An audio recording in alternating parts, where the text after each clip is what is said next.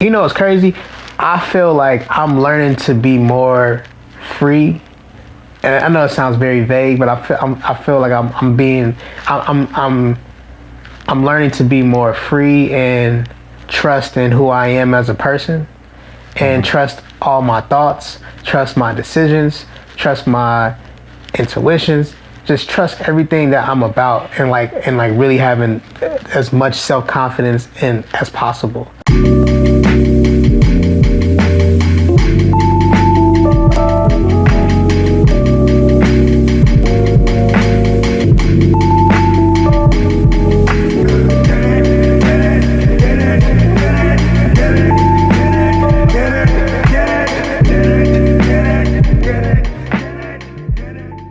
Is that the same Black Jesus is on Max's shirt? Nah, it's a different one. Have you posted it before? What? That This? Black Jesus? Yeah. Nah. Where have I seen it? It was probably like... That's like a classic, like... Yeah. It's crazy, bro. I went to the swap meet just to get that painted. Yeah. And I went to all the little painting shops, and the niggas was like, we don't have one. We don't have one. And I was like, bro, you sure? Like, you don't have one? Like, I know you... And then I went to they didn't have one. I'm like, fuck. I was like, bro, it's a picture of Black Jesus. And the nigga, like, he was like, hold on. And he went in the back and, like, dug up, like, 4 or 5 different paintings and pulled that shit out. I'm like, oh my god, You went to bro. what swap meet was it? Merit Slauson swap meet. Yep. Cause I had that painted. My auntie had that shit in her bathroom, and I just remember being like, man, that shit tight. It's always the paintings in the bathroom that like stick with you the most. Yeah, right. You just be staring at that shit. Why are you taking this shit for real? Like you just sitting there like, damn. That shit is funny, dog. So yeah, it's funny because I bought it and I didn't have my own spot yet. So I was like, man, I'm gonna wait till I get my own spot. Yeah. Before I put it up, and then I finally got my own spot, and my girl did not fuck with that shit. She did not like it. She was, I don't know, man. She don't like a lot of my your things. My furniture, my feng shui and my. She don't fuck with it? Yeah, I mean, she does. She has a. We have a style that we developed together, but like. Yeah. But like my decisions on certain things, she doesn't agree with all of them. Like you know how to be having like black art, they be naked and like loving on each other. She don't be fucking with like, that. Put some clothes on her. Or? No, just like it ain't that deep to have that in the hallway. You know what I'm saying? What is she into? Man, my wife, she's into. You gotta throw some. Yeah, man, she's into some zest on that. Yeah, she's into. Man, she's into like performing and singing and acting. She's a working actress, man. Word. So you know she probably get mad I'll say this, but she plays Princess Tiana at Disneyland. Oh really? Yeah, dog. That's hard, man. She hate when I tell people that. But I'm like, man, that shit is tight. Yeah, shit is very hard. Because like, cause she work at Disneyland, and so like when people find out she work at Disneyland, they be asking for tickets and and be wanting to know. Leave that one alone. Yeah, they be wanting to know more, and I'll be like, you know what I'm saying? But but she does other stuff too. Like she does like, stage plays and like travels and performs and all across the world pretty much. So yeah. Was she living at a place before? Did she like have her own room set up? Like, what was her artwork looking like in there? Man, that's interesting, bro, because it's funny because I never really seen her own space before. Cause she got a comment for everything you got, or what? Yeah, no, because she from Hawaii, so like before she moved out here, I'm sure she had her own spot like in Hawaii and all over the place. But when she moved to LA, she was staying at a family member's house, so it wasn't really, she couldn't really do what she wanted to do. She couldn't freak it. Yeah, so when we finally moved in, we started learning like each other's like, I mean, we knew what our aesthetics were. Yeah. But we started learning a little bit more about very specific aesthetics. Isn't that shit interesting? Like, bro, that's the most complicated. Like, because you also be learning a lot about yourself too. Oh my god, it's funny because me and her, we played this game called "What If Everything About Me Was the Same But," right? and so we'll be like out somewhere, right? We'll be like.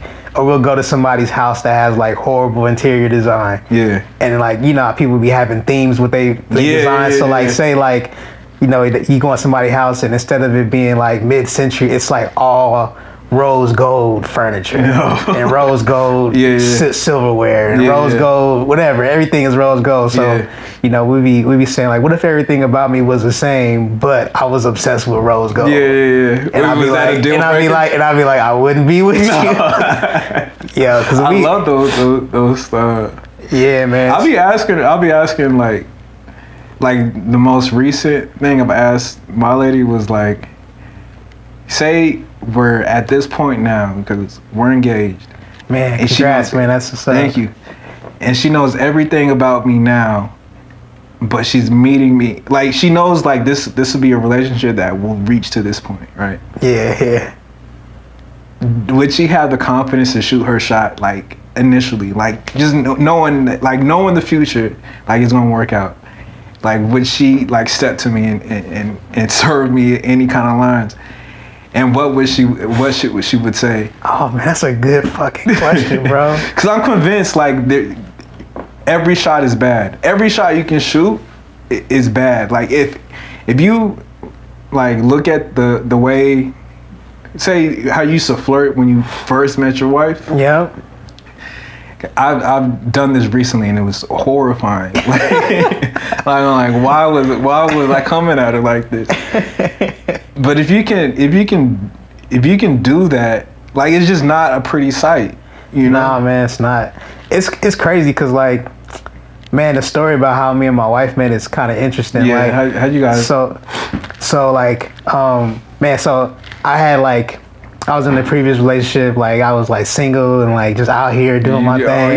You was out in the streets. Nah, not even like that, but just like whatever, like just like I'm out here, like not necessarily acting crazy, but just like out here, but you wasn't out here. Yeah, but just like, you know, just knowing that I have I have options and I can explore options. Yeah, and so I remember I had an office with my homie, and I'll just be chilling in there, just being single. And then he would, and then like every day he would come in there with a new girl, and I was like, damn, bro, like what are you doing? Like relax. Like, yeah, it'd be like one day it'd be like this girl, the next day it'd be a whole different girl, the next day another girl. I'd be like, damn, bro, what are you doing? He was like, man, it's this thing called Tinder, bro. No. And I was like, wait, what is Tinder, dog? What? And so I got on Tinder, and so I was living in like South Central, like off of like Normandy and Florence. Yeah. And so whenever I would put like, you know, 5 miles in the radius, you know what I'm saying? You can do that. Yeah, you can. I don't even know how that app is set up. So like, I don't know. And this is early Tinder like, days.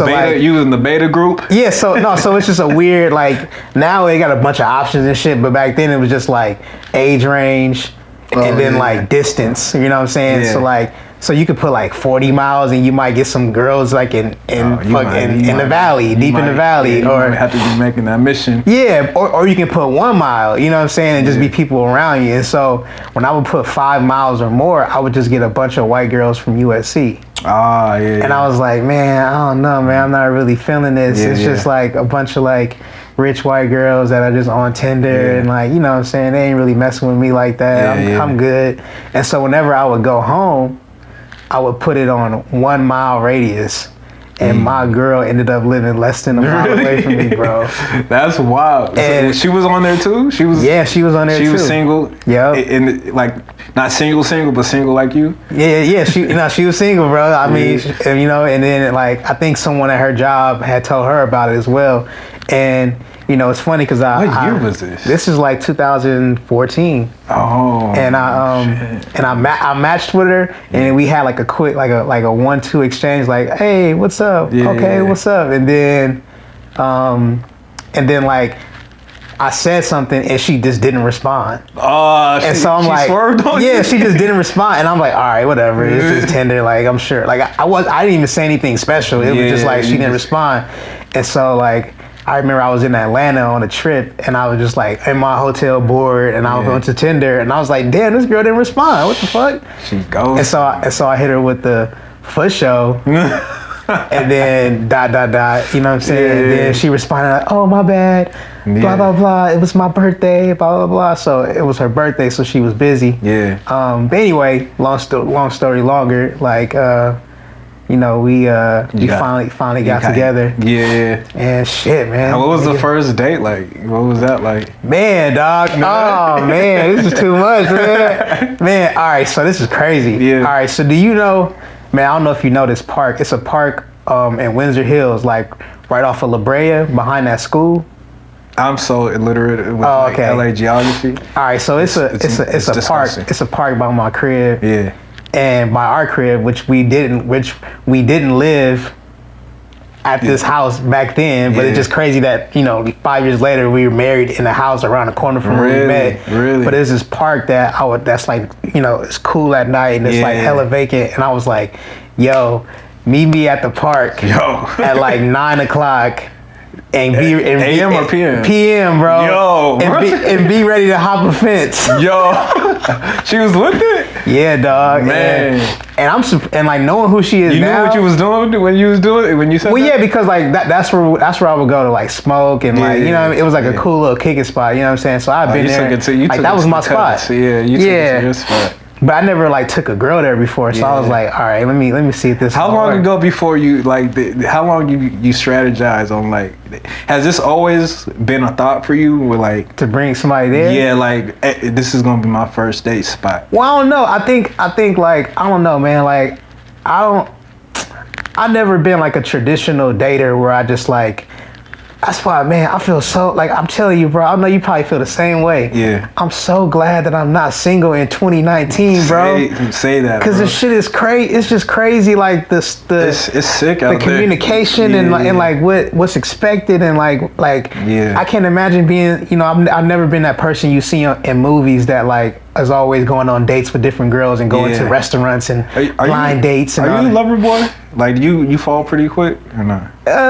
Yeah. I mean, to be honest, man, I don't really know, but I would assume so. Yeah, but I'm picky on who. I mean, I guess I do fall in love quick, but I don't fall in love with everyone quick. You know what I'm saying? Same here. Yeah. So it's like, but I there's a few traits that I recognize immediately as like potential love. Yeah, you know what I mean? Like how long into it, like knowing somebody? Like how long into like that first day where you was it even the first day where you was like, oh, I can see this long term? Or man, that's the thing. I talk to her all the time, and I was like, you know what? Like, I do not remember anything we talked about on our first date. Like, I don't remember no parts of the conversation. Really? I remember like the second date. Or actually the third date. The second day we went to the Poetry Lounge on Fairfax. Yeah, I've been. And then we went to the taco truck on La Brea and just chilled. That was cool. Yeah. And then the third date was something she set up, which was like we went to the Butterfly Garden at the LA History Museum. Was you fucking with that? It was cool. Like it was a cool date. But then afterwards we went to Chipotle over there by USC, and that's where we like had like our first deep conversation. Really? Where it was like talking about our families and like our family dynamics. It's the family, man. Yeah, and I was like, oh man, she's good, man. Damn, dope, that's man. crazy because that's the same. It's not the same thing, but like on that same topic was how like I was like, oh, this shit is real with my fiance. It's crazy because I told her. Like she's from Hawaii, right? How does that happen? Man, so you know her parents are in the army, so they were based in Hawaii. So like she's a brown skinned black girl from Hawaii. Yeah. So she, I don't know if you ever experienced people from Hawaii, but they're extremely nice, man. Yeah, I heard about that. And just like so welcoming and like peaceful and like there's no such thing as road rage in Hawaii. You know what I'm saying? Like they'll let you over. Like no one's in a rush. Yeah. Like people don't fight like that. It's a great way to live. Yeah, but she had that energy, and I remember like, like she's the kind of person like, and not to say that no one from LA does this, but like, if you come over to the house, like she'll be like, "Do you want a glass of water?" Yeah. And she'll like, and she not only will she give you a glass of water, but she'll like make a fruit bowl and like, oh wow, and like you know what I mean. And I remember like when that first used to happen, I told her one time like, "Yo, like you're doing a lot." Not even you doing a lot, but like I have to figure this out because I feel like you're too nice. Yeah. And ultimately, you know, I realized that it wasn't her being too nice. It was just her being a good person. And and I just wasn't used to having a good person around me. Damn. You know what I'm saying? And like a good person like her. Yeah. And so once I realized that it wasn't that she was trying to be too nice or whatever, it just I started to recognize that this is just the way that humans should be. Right. And not like, oh, this is a character flaw or something is wrong with you because you're too nice. You know what I mean? So, yeah. Did she give you like new hope for humanity? Oh my God, dude. Yeah, dude. She's like the most like even in my wedding vows, like I said, like I told her, like I was like, you're the most beautiful, most fun, most like the funniest, most woke, like, you know what I mean? Like I said that, because like she's so smart and so aware of, she's so compassionate and like smart and understands everyone's point of view and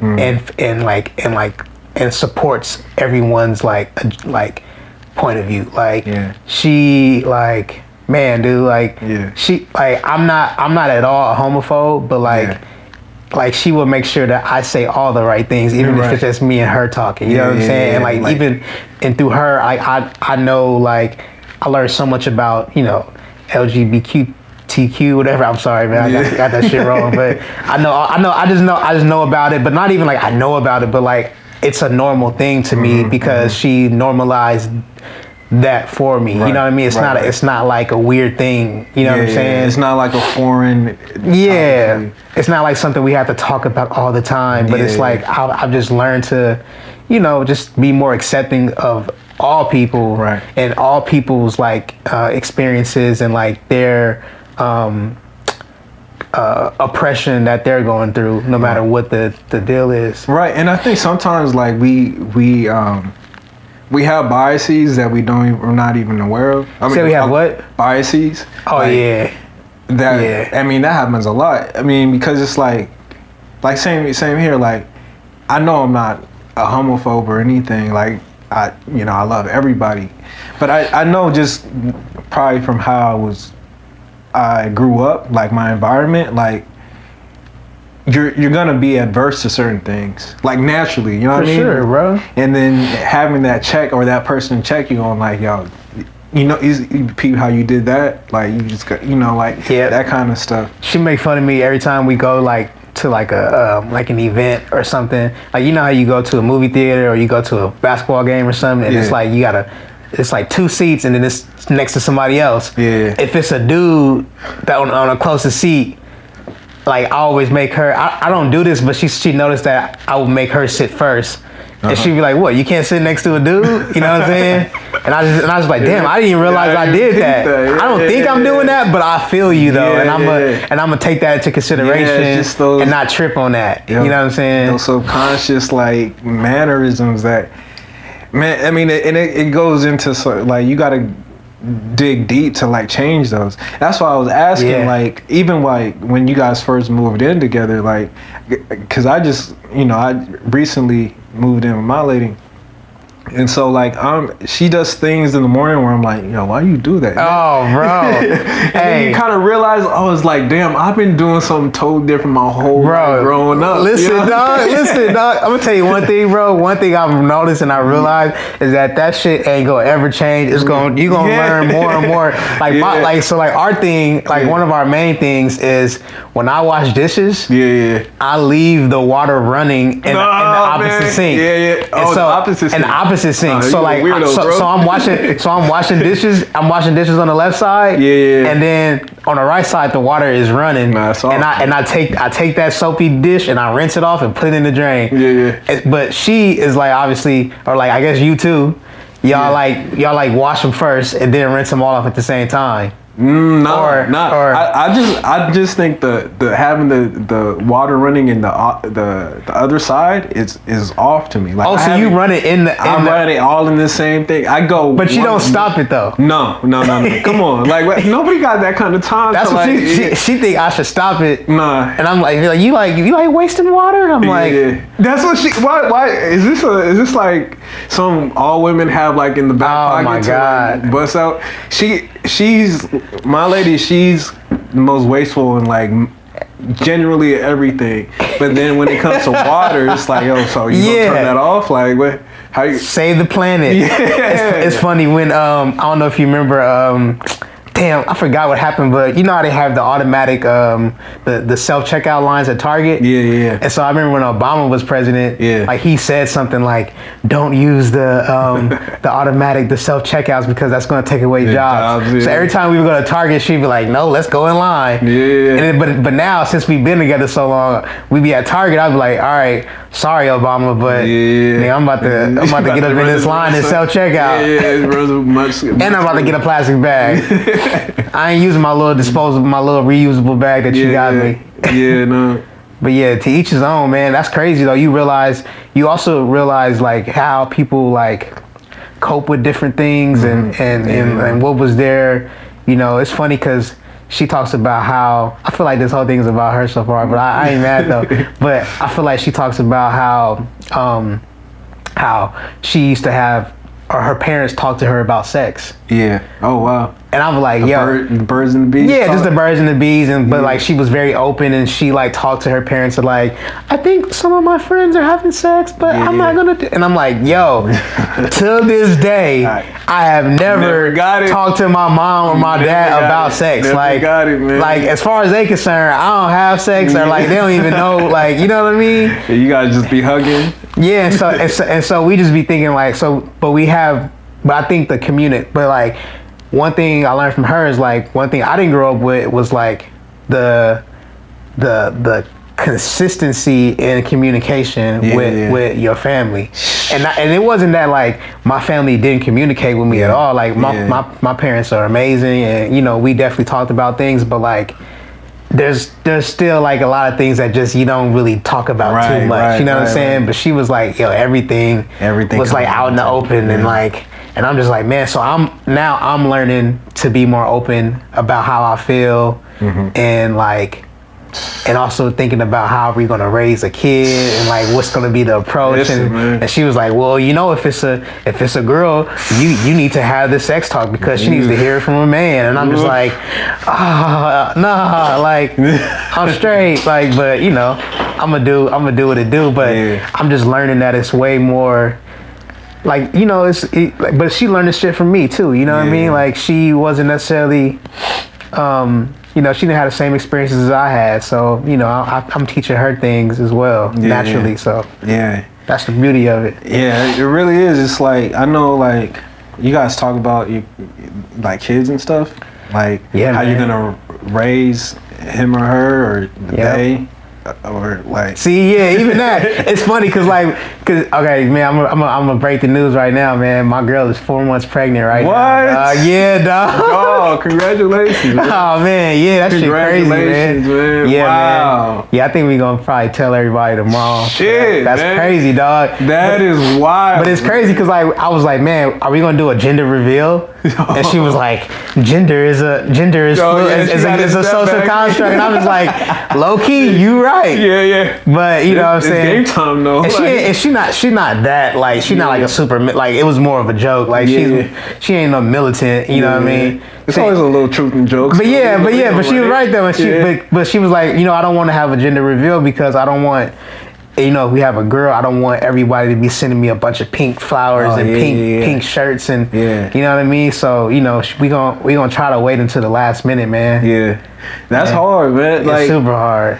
That's like I mean, we were talking about kids too. I mean, I don't think we're obviously we step-by-step thing. Yeah, man. But it's like I'm really curious to see what's good on paper and what's actually going to be implemented on like what we ideally want to raise our kids like. You know what I mean? Like, man, dog. Like, cause I feel like once they come, it's just like you got to provide life to like you got to sustain life like the best way that you know how. Like, I mean, what do you think like the duty of a parent is? Man, dog, that's crazy. That's a crazy question. Just like off the top, like I feel like the duty of a parent is just to provide a safe environment for another human. Yeah. And also provide space for them to like explore every possibility.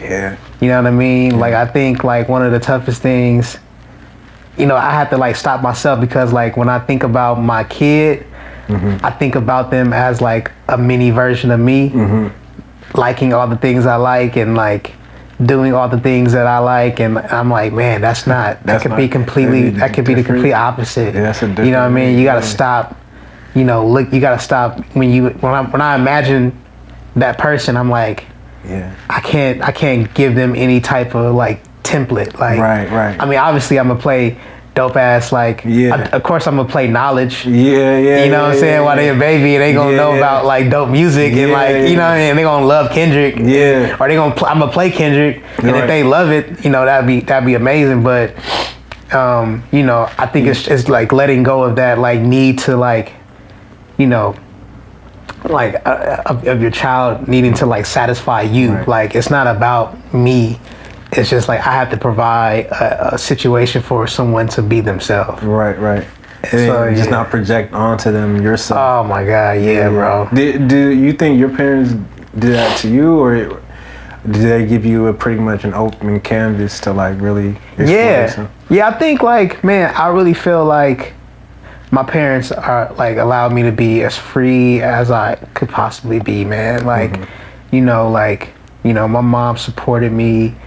My dad supported me, and I think it's funny. I had a situation with my dad where I was like when I started, because basically like from the ages of like 13 to like 24, I would just be on my computer at the crib. And so, you know, when I was in high school, it was cool because I was like making beats and just being like, you know, you make beats? Oh, bro, man, we'll talk about that. But like, hell yeah. But I would just be on the computer the whole time, and then, you know, when I started getting a little bit older, he was like, you know, he would wake up, go on his way out the door, he would see me, you know, at my computer, working, and then, or just not even working, but just on my computer doing whatever. And then when he come back home after a hard day's work, I'm still there. And he just like, man, this nigga ain't paying no rent. This nigga ain't doing nothing. But he don't know throughout the day, I've been editing videos, writing treatments, going out, meeting people, and coming back and working again. And so it was one point where he,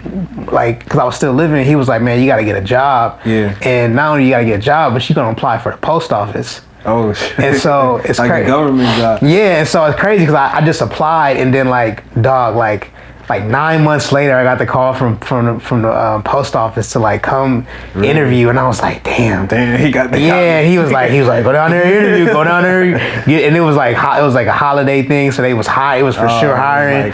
And I went down there, I got past the first thing, but dog, I don't know what happened, but I failed the driver's test. And I don't know why. How'd you do that? I don't know what I did, bro. Like, I just failed the driving test. They didn't tell me. You didn't hit the blinker. Bro, I failed the driving test, dog. And I don't know how, to this day, I don't know how. They do drive differently though. Like because you're on the wrong side of the wheel. Like, but it wasn't even that. It was just we was in a regular car. It wasn't even like it wasn't even like a mail truck or nothing like that. And I think like I may have like missed a sign or something, or like. But it wasn't even a difficult. It was like a basic driving test, dog, and I failed it. It's divine intervention. Yeah, and I remember something blinded you, and you was just like, all right. Well. And I remember my pops being super, like, not mad at me for not getting the job, but just like, cause I don't think he ever really knew why I didn't get the job. But he was just like, yo, you gotta get a job. You gotta get a job. And I was like, man, I do not want to get a job. But then, you know, once I started like making money doing my music videos, and he started to understand what I was doing and starting to see my stuff, then he's always supported me creatively, right? You know what I mean? But I think he started to be a little bit more relaxed as far as like knowing that I'm working towards something that's like, you know, like that can be a career. He was nervous. He was protecting you, man. I don't blame him, dog. Like exactly. he had that's his job to like, you know, like for sure. And that would have been a good job for me to have. Like benefits, and you know, that's a good job, bro. And those government jobs, like you kind of set. Man. So you retired. I couldn't be too mad, but it was just like, man, I know what I want to do. Yeah, you had that bit. So you started doing that at 13?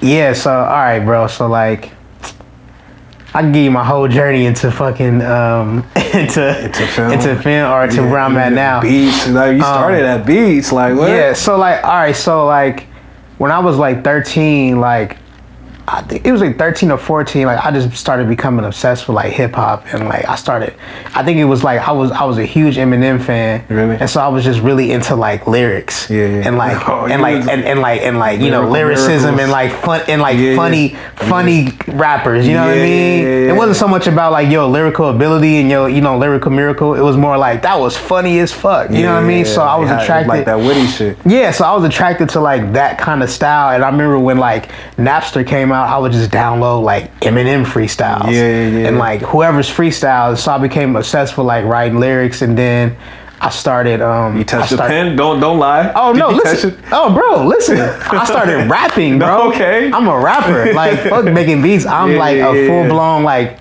MC. Like I'm trying to rap. Like I'm like a rapper. And then damn, fireworks is crazy. Okay.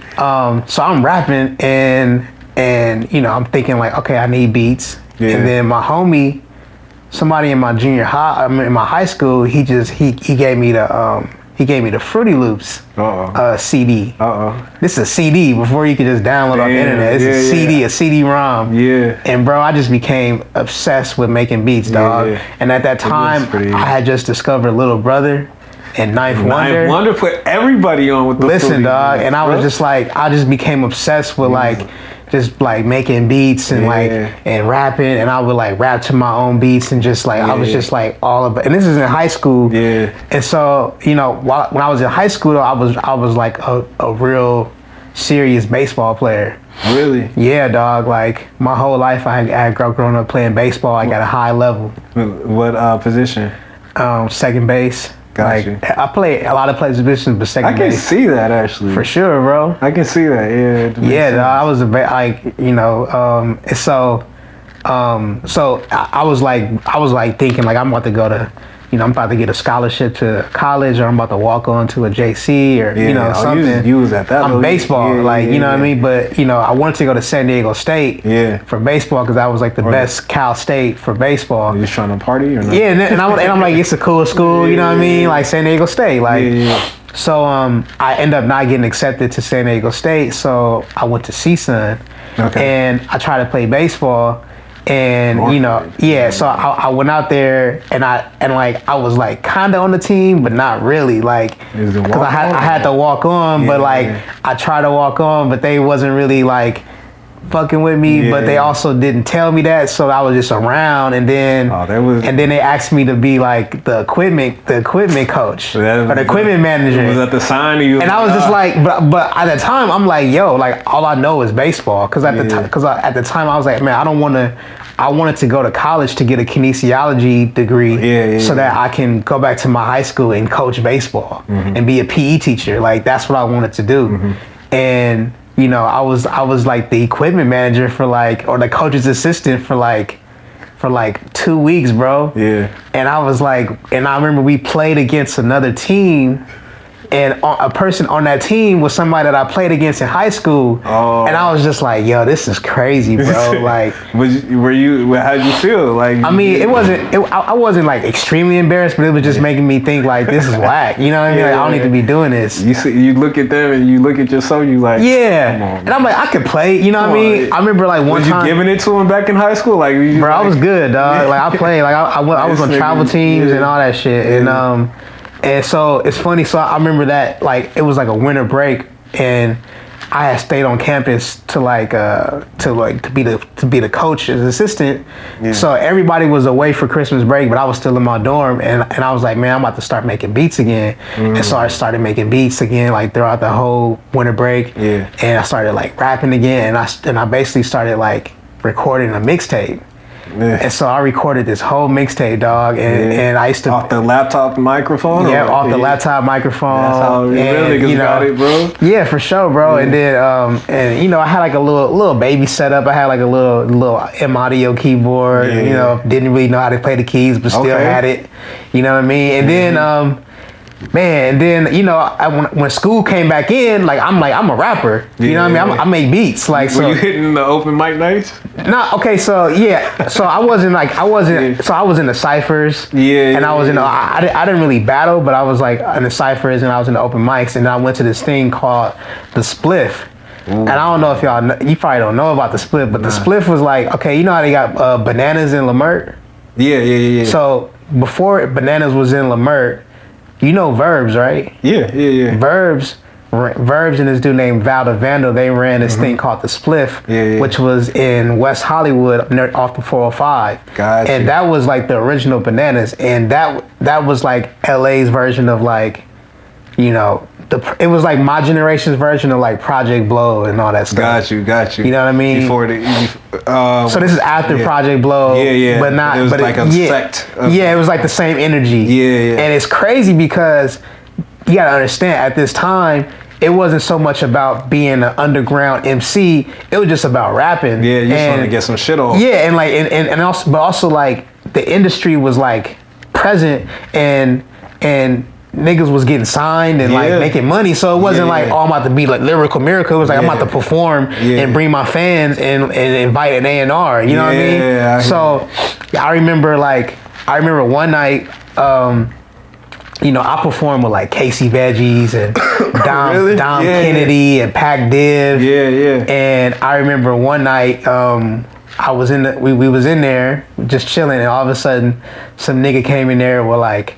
And this is like when Taz Arnold came out with Tisa and MCM. Oh, he had the hats? No, he had the MCM stuff, like the bags, the red and blue stuff. And I remember it was like 5 niggas that walked in with like Louis Vuitton shades and Louis bags and MCM bags and all this stuff. Was he rolling with Kanye back then? Or? Nah, I mean he Taz was, but these dudes weren't Taz. I'm like, who are these dudes?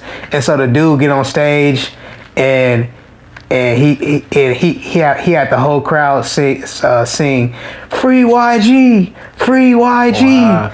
And everybody's like, "Who the fuck is YG?" Like, don't nobody know who the fuck YG is.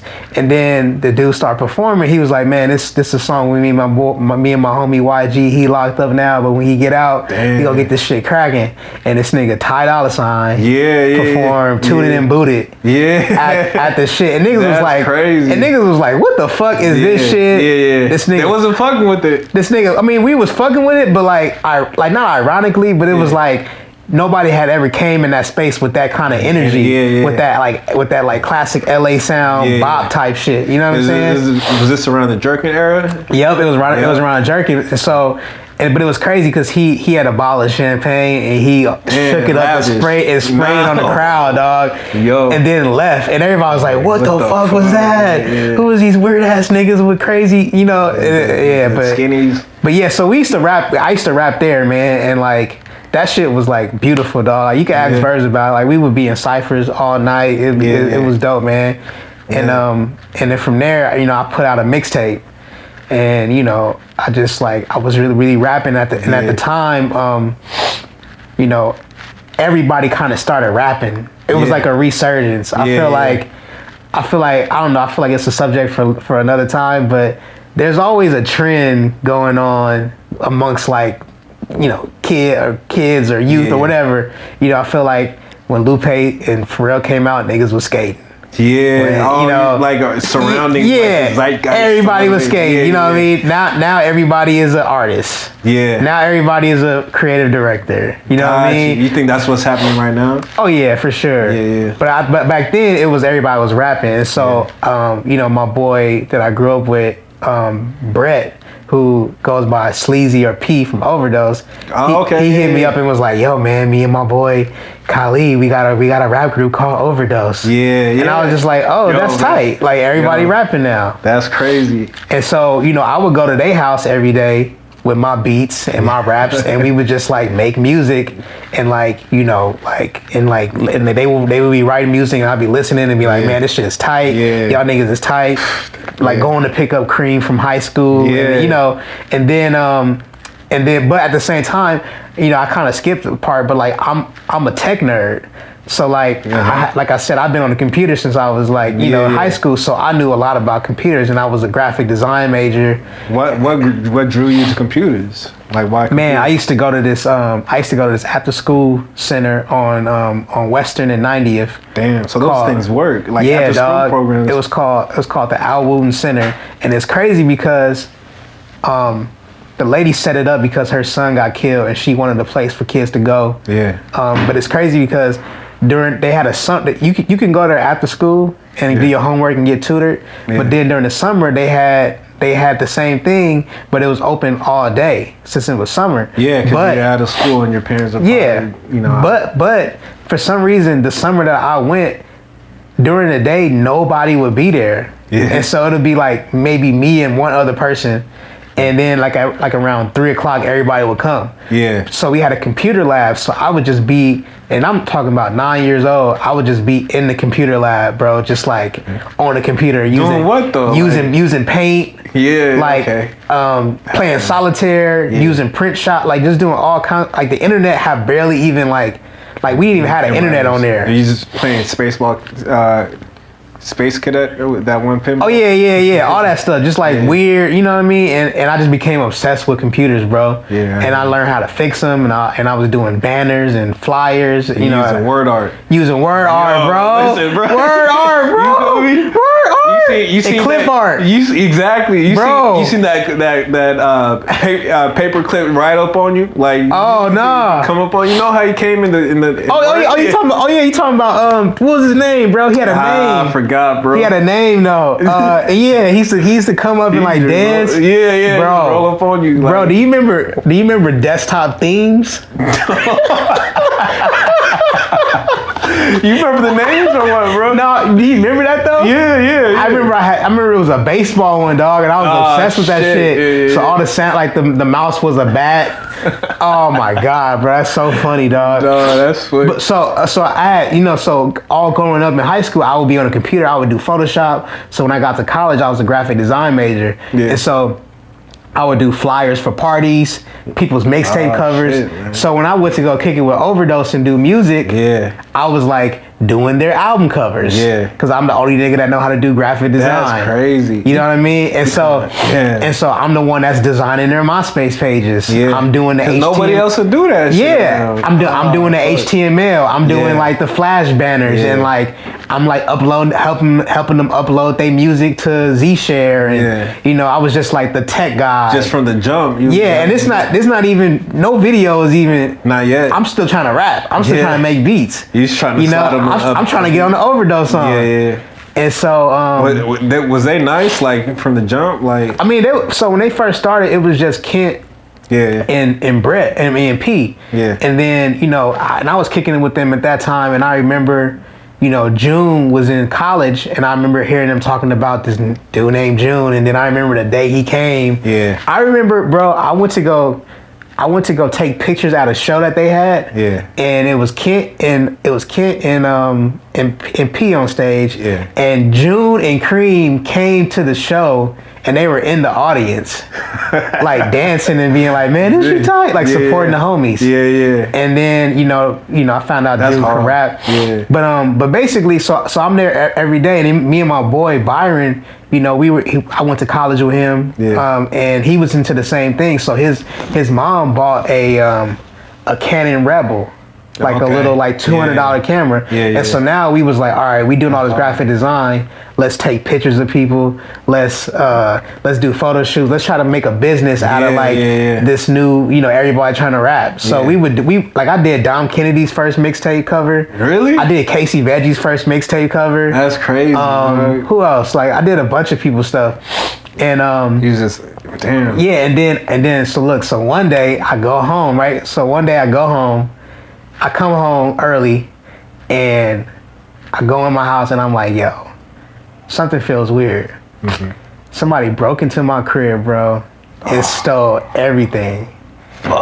Stole my computer, speakers, all my equipment, every single thing, dog. Someone that knew your shit, like I don't know who did it, bro. Like I have an inkling of someone who may have done it, but I don't think I wouldn't put that on them. But if I had to choose somebody as a homie, it would be him. Yeah. But I'm never gonna mention that. Yeah. But whoever it was, thank you for doing that, because what happened was my mom was like, yo, you know we got renter's insurance, right? Ooh. And I was like, yeah. She was How much in the deposit, she was like, what kind of camera did you have?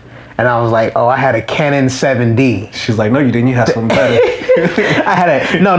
The Canon Rebel was what I really had. Oh yeah. But the Canon 7D had just came out and it had video on it. Yo, that's hard. And so instead of telling her I had a Rebel, I said I had a 7D. Yeah. Instead of telling her I had a Dell that couldn't even hold a charge without you holding it together and taping it up. Yep. You already know. I told her I had a MacBook Pro, Whoa. 17-inch.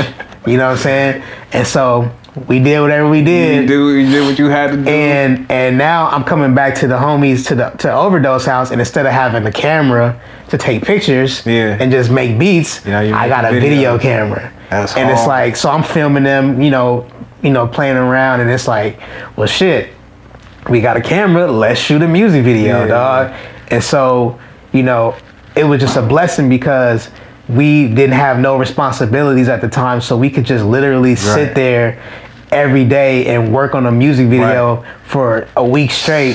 We can do one scene per day and like do the most creative, weird shit that we could imagine, and it turned out to be, I would go on YouTube and figure out how to do something, and look at old music videos, figure out how to do that, and I just kind of taught myself how to do videos, and then that, the rest is history. Right. You were self-taught. Yeah, man. Why was Pasadena your favorite video to make? Man, dog. That was a crazy. Okay. So the thing about Pasadena is like, I think that was my most ambitious video at the time. Yeah. Cause like before that we had just did like a cool little video where the niggas was smoking and hanging out.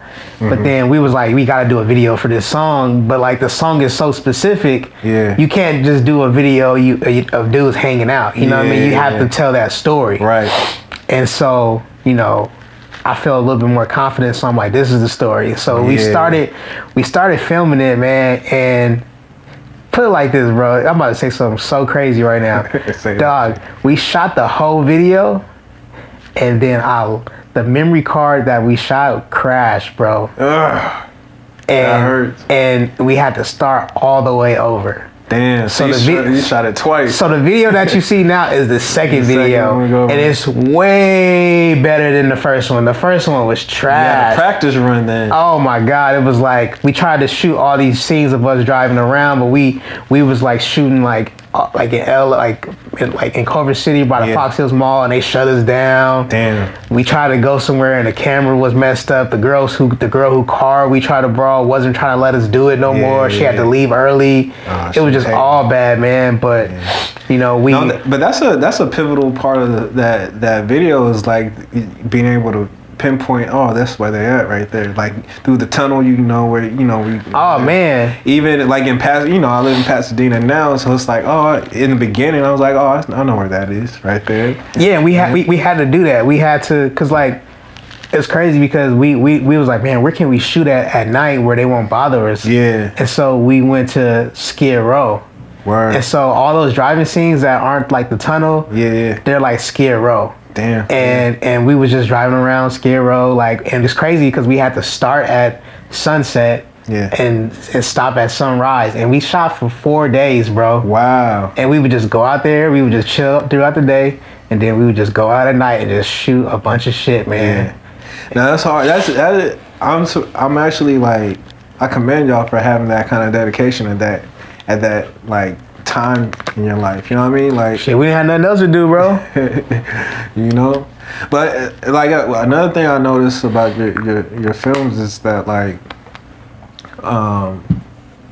why you take everything out of reality? What you mean? Like say Pasadena, it reminds me of like everything is sped up, right? You got the big guys like a cartoon, even Old Town Road, right? Like, you're not based here. You know, it's like you go into another world in your films. Well, I think, man, like, well, the funny thing about Pasadena is like I think we had the idea of like, all right, let's shoot this video, right? Yeah. Like, let's shoot this video with this storyline. But then, like, man, this is crazy. So Tyler, the creator, bro, he had a video on his MySpace page. Like, I don't think he had even really made a video yet, because this is before.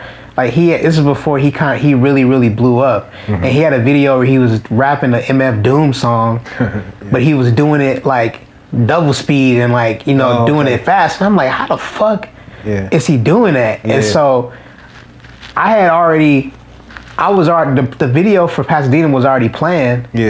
And then I saw that and was like, yo, what if we did everything sped up? You know what I mean? And then I was like, that's tight. You know what I'm saying? And then on top of that, while I'm editing the video sped up, like the video's already shot, we editing it. This shit is crazy. It's fast. I'm watching a music video on MTV Jams. I think it was a Lady Gaga video, and she had big eyes.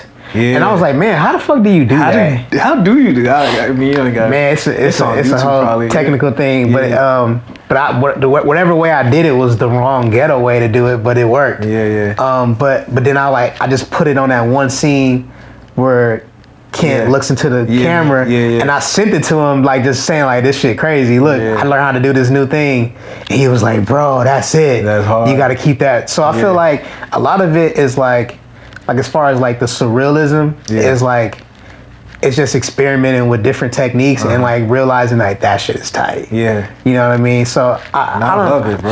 I don't know. I think like, especially with Overdose, like they're so creative and they're so like, they have a unique look that you don't want them to, like, they can't be from this world. They gotta be aliens. They gotta they gotta fly into the sky. They gotta fall from the sky. They gotta be going fast and jumping out of cars and, you know, defying gravity. You know what I'm saying? So I think that's like what influences is just them and trying to match their energy visually. You know?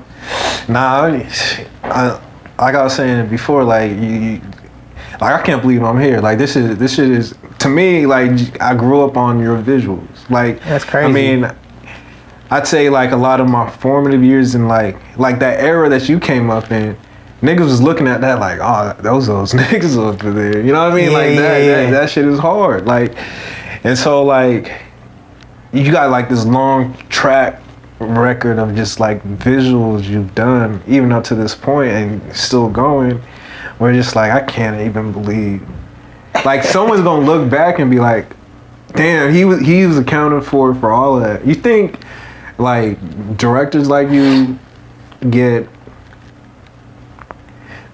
like, just going, even like John Singleton, right? Like, you think he got the credit he deserved while he was alive? You know what I mean? Like, oh yeah, well yeah, for sure. I feel like he for sure got the credit he deserved. I feel like he got the credit he deserved from fans. I'm not sure. I don't know. I feel like I don't really know too much about his whole like inside story as far as like what he dealt with in the industry. But it seems as if he made a bunch of like, you know, fucking landmark, like, you know, fucking monumental films that not only showcase like, you know, life in LA, but just like a glimpse into black life, you know what I mean? So like, you know, fucking Baby Boy.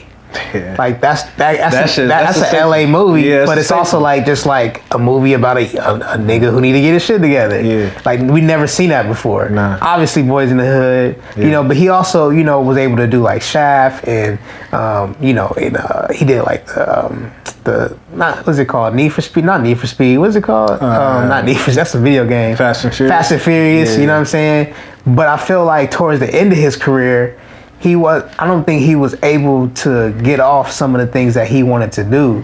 Like, I know he wanted to make the Tupac film. I knew like, you know, he had a couple, you know, so I think him doing Snowfall was like his first new chance at, or I guess like his new chance at like creating something fresh and new for this era, for this generation, for this, you know, chapter of his, you know, creativity. So I feel like whatever happened in between, I could see that as a moment where he didn't get the credit he deserved. Right. But overall, I feel like, you know, as a fan, filmmakers know, like, shit, you made Boys in the Hood, bro. Yeah, like, yeah, exactly. you won automatically. Yeah. You know what I mean? You deserve a Lifetime Achievement Award. Exactly. And more for, you know, doing that. So I don't know. I don't think he was underrated at all. I just think, you know, it's one of the things people don't realize what they got until it's gone. You know what I'm saying? So I think, you know, he should have. I wish he would have made more. Yeah. You know. You think you're underrated? Man, you know it's crazy, dog. I really, in a weird way, I do. Yeah. But like, I know that I'm wrong. You know what I'm saying? Because, you know, I get so much praise from fans and my peers. But it's hard to like accept that praise because I know that I'm still a work in progress. Yeah. And so it's like, and also, you know, niggas don't really know what I be going through doing these videos. Like, you don't understand, dog. Like when I did the video for Anderson .Paak Come Down, bro. Like I cried at the end of the night. I was like in tears because. You know, it didn't turn out the way that I expected it to turn out. That's the biggest thing too. Is like when you put. Were you working with shitty footage? No. What happened was, if you remember that video, it's like all in one shot, right? It's like one continuous shot, like down the steps, through the crowd, on the stage, back down, through the little cage where he gets in the fight, and then it just keeps going, and then it stops, and then it just goes to like a regular performance. It was because Anderson was a little bit late, and so we didn't get to shoot all the whole one shot. We didn't get to shoot the whole sequence, and so all we had was like 30 minutes left. And so we just like, all right, let's just put this nigga in front of a car and have him perform. Yeah. And, you know, so I put the video together like that, but like in my mind, it's not complete. So I'm like, this shit is trash. Yeah. Like literally, I remember like, you know, like him texting me like, is it trash? And I was like, man, I don't know, it might be. Yeah. And you know, we ended up putting it together. Man, that's a hard text to shoot back, man. Yeah, and that's a hard text. Yeah, and we ended up putting it together, and niggas loved it. And so it's like, was I right? Like, you know what I mean? Yeah. And I came up with the whole thing is like, I've said this before, but it's like, as a creative, like especially someone, you know, who studies a lot and like really has like what I like to call references and like really knows what the game is. Your taste level is so high that you can't even think on a basic level. And so, you know, I had to understand that my okay is a lot of people's perfect. You know what I'm saying? Yeah. And so shit, even with Old Town Road, bro, like I thought like I got emails that say like that. I got a text message. I sent a text message to my producer. I was like, yo, I just feel like I fucked this whole thing up. Like, cause I thought I fucked up. It was a part of the video that I just like, when I was in the process of editing, I was like, man, this just don't feel right. I don't know if niggas gonna like this or what. But clearly I was wrong. You know what I'm saying? Do you want to talk about what part that was or not? You don't want to spoil the magic for no. I mean, it was two things. One, it was just the edit wasn't well. It was a scene where he gets picked. He's in the front of the swap meet, and then he gets picked up in a red car by Billy Ray Cyrus. Like we had to shoot this specific car because it was a sponsorship. Oh, okay. And I just didn't like any of the shots, so I was just like, and we had to rush those shots, and it was trash. Yeah. But there's also another moment that was really interesting about that video. So the scene where Lil Nas like gets off the horse and he's in front of the house. And he's like dancing and the dude's looking at him like, what the fuck? And then the girl, hit the wall or whatever, right? This in Long Beach or you said what? Was this supposed to be in Long Beach or was this when Vince came out or not? No, this was just like in LA. Yeah, this is in LA. Right? It was just or just like Old Town Road 2019. Wherever. I got you. I mean, but obviously in my mind, damn, it's going crazy. Busting out there. But in my damn, nigga. Yeah, they letting them have it up there. Yeah, that's like a real firework. Yeah. Damn, that shit's crazy. We can let it pass. Yeah. Yo. See, there goes the car. But yeah, so on that part, in the treatment originally it was Lil Nas gets off the horse. Yeah. He looks across and he sees that he's in front of a house. Yeah. And it's a bunch of hood dudes staring at him like, nigga, what the fuck? Yeah. And then Lil Nas is like, oh shit, it's a problem. And then he pulls out his big ass like old fashioned gun, and then all the dudes on the porch like scram and scram. And I was like, man, and it's funny because I wrote that in the treatment, and everybody was like, yeah, that's it. Like that's funny. Like let's do that. Yeah. And so on the day of the shoot, I was just like, you know, and keep in mind, like, I wrote the treatment early in the process of the song being big, so it wasn't like that many. Like I didn't write it knowing that this was gonna be the #1 song. Yeah. I thought it was just some fun internet shit. You know what I'm saying? And so, you know, and so on the day that I'm shooting, I'm like, man, this is a big video. Like, you know what I mean? Like this song has been #1 for like 2 weeks now, and it ain't slowing down. It's and diamond now. It's diamond. Yeah, you know what I'm saying? And so, and I was just like, man, but I don't know, man. I don't know if I feel like this is the right energy. Yeah. And, you know, Nipsey had just passed like a week before, and I was like, man, this ain't the right energy that we need for this right now.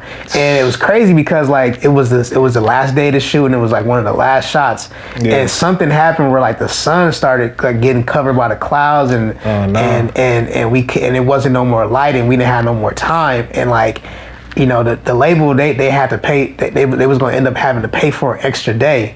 Damn. And they was asking me like, do you think that we can squeeze it in? And I was just like, no, like we cannot squeeze this in. We need an extra day. Yeah. And so we ended up not shooting that scene. And then over the weekend, I was like thinking about that scene, like, all right, man, it can't be a gun. Yeah. And I'm asking my girl, I'm like, what should it be? I'm telling her she was like, no, don't do a gun. That's unnecessary. And I'm like, fuck, like, I understand that it shouldn't be a gun, but what is it gonna be? Right. And I'm calling my homies and I'm asking them. A good friend of mine, Fam. Yeah. You know, he actually works in Atlanta. Oh, really? And he works with Gambino, and he was like, well, I don't know what the solution is, but I think you have to think about functions. And it's like, what function is the gun playing? Like, what function is is that? What is that? How does that add to the story or you know, add to the narrative? And I was like, it doesn't. And so, you know, my little sister, she's like 23, 24.